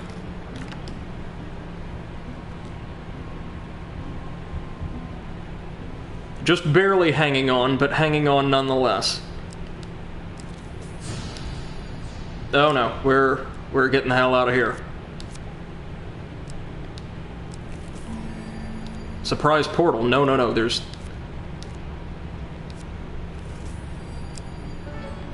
Oh, just the marketplace. We don't need that.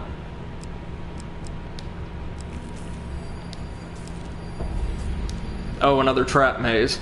But you know what? For the little bit of gold we get, it's actually totally worth it.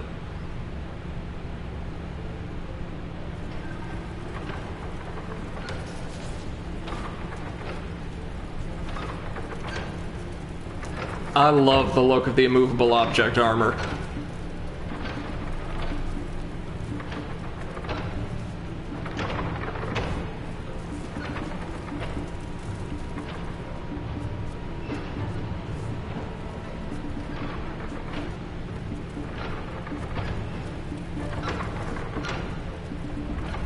Okay, that's probably the easiest configuration of traps to make it through, I think. Everybody been having a good night? Or good day, even? Oh, Dark Crystal, there we go. You are passing a tower in a deep forest when a wizard appears. I'm Bazagra the Wizard, and I have a proposition for you, adventurer. I've located a powerful dark crystal, but the cave that holds it is infested with lava golems. The primitive brutes sense its great puissance, but are unable to utilize it. You go clear the cave for me. I will fashion the gem into a magical device with miraculous healing properties, which we both may use in the future. Yeah, I'll help. So we get the token. Expanding the quest line. Good. Now let's get some friggin' food.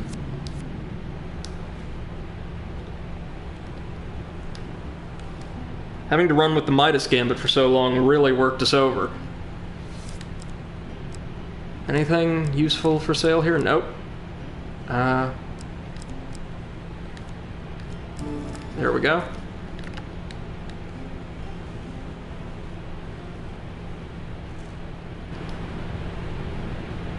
And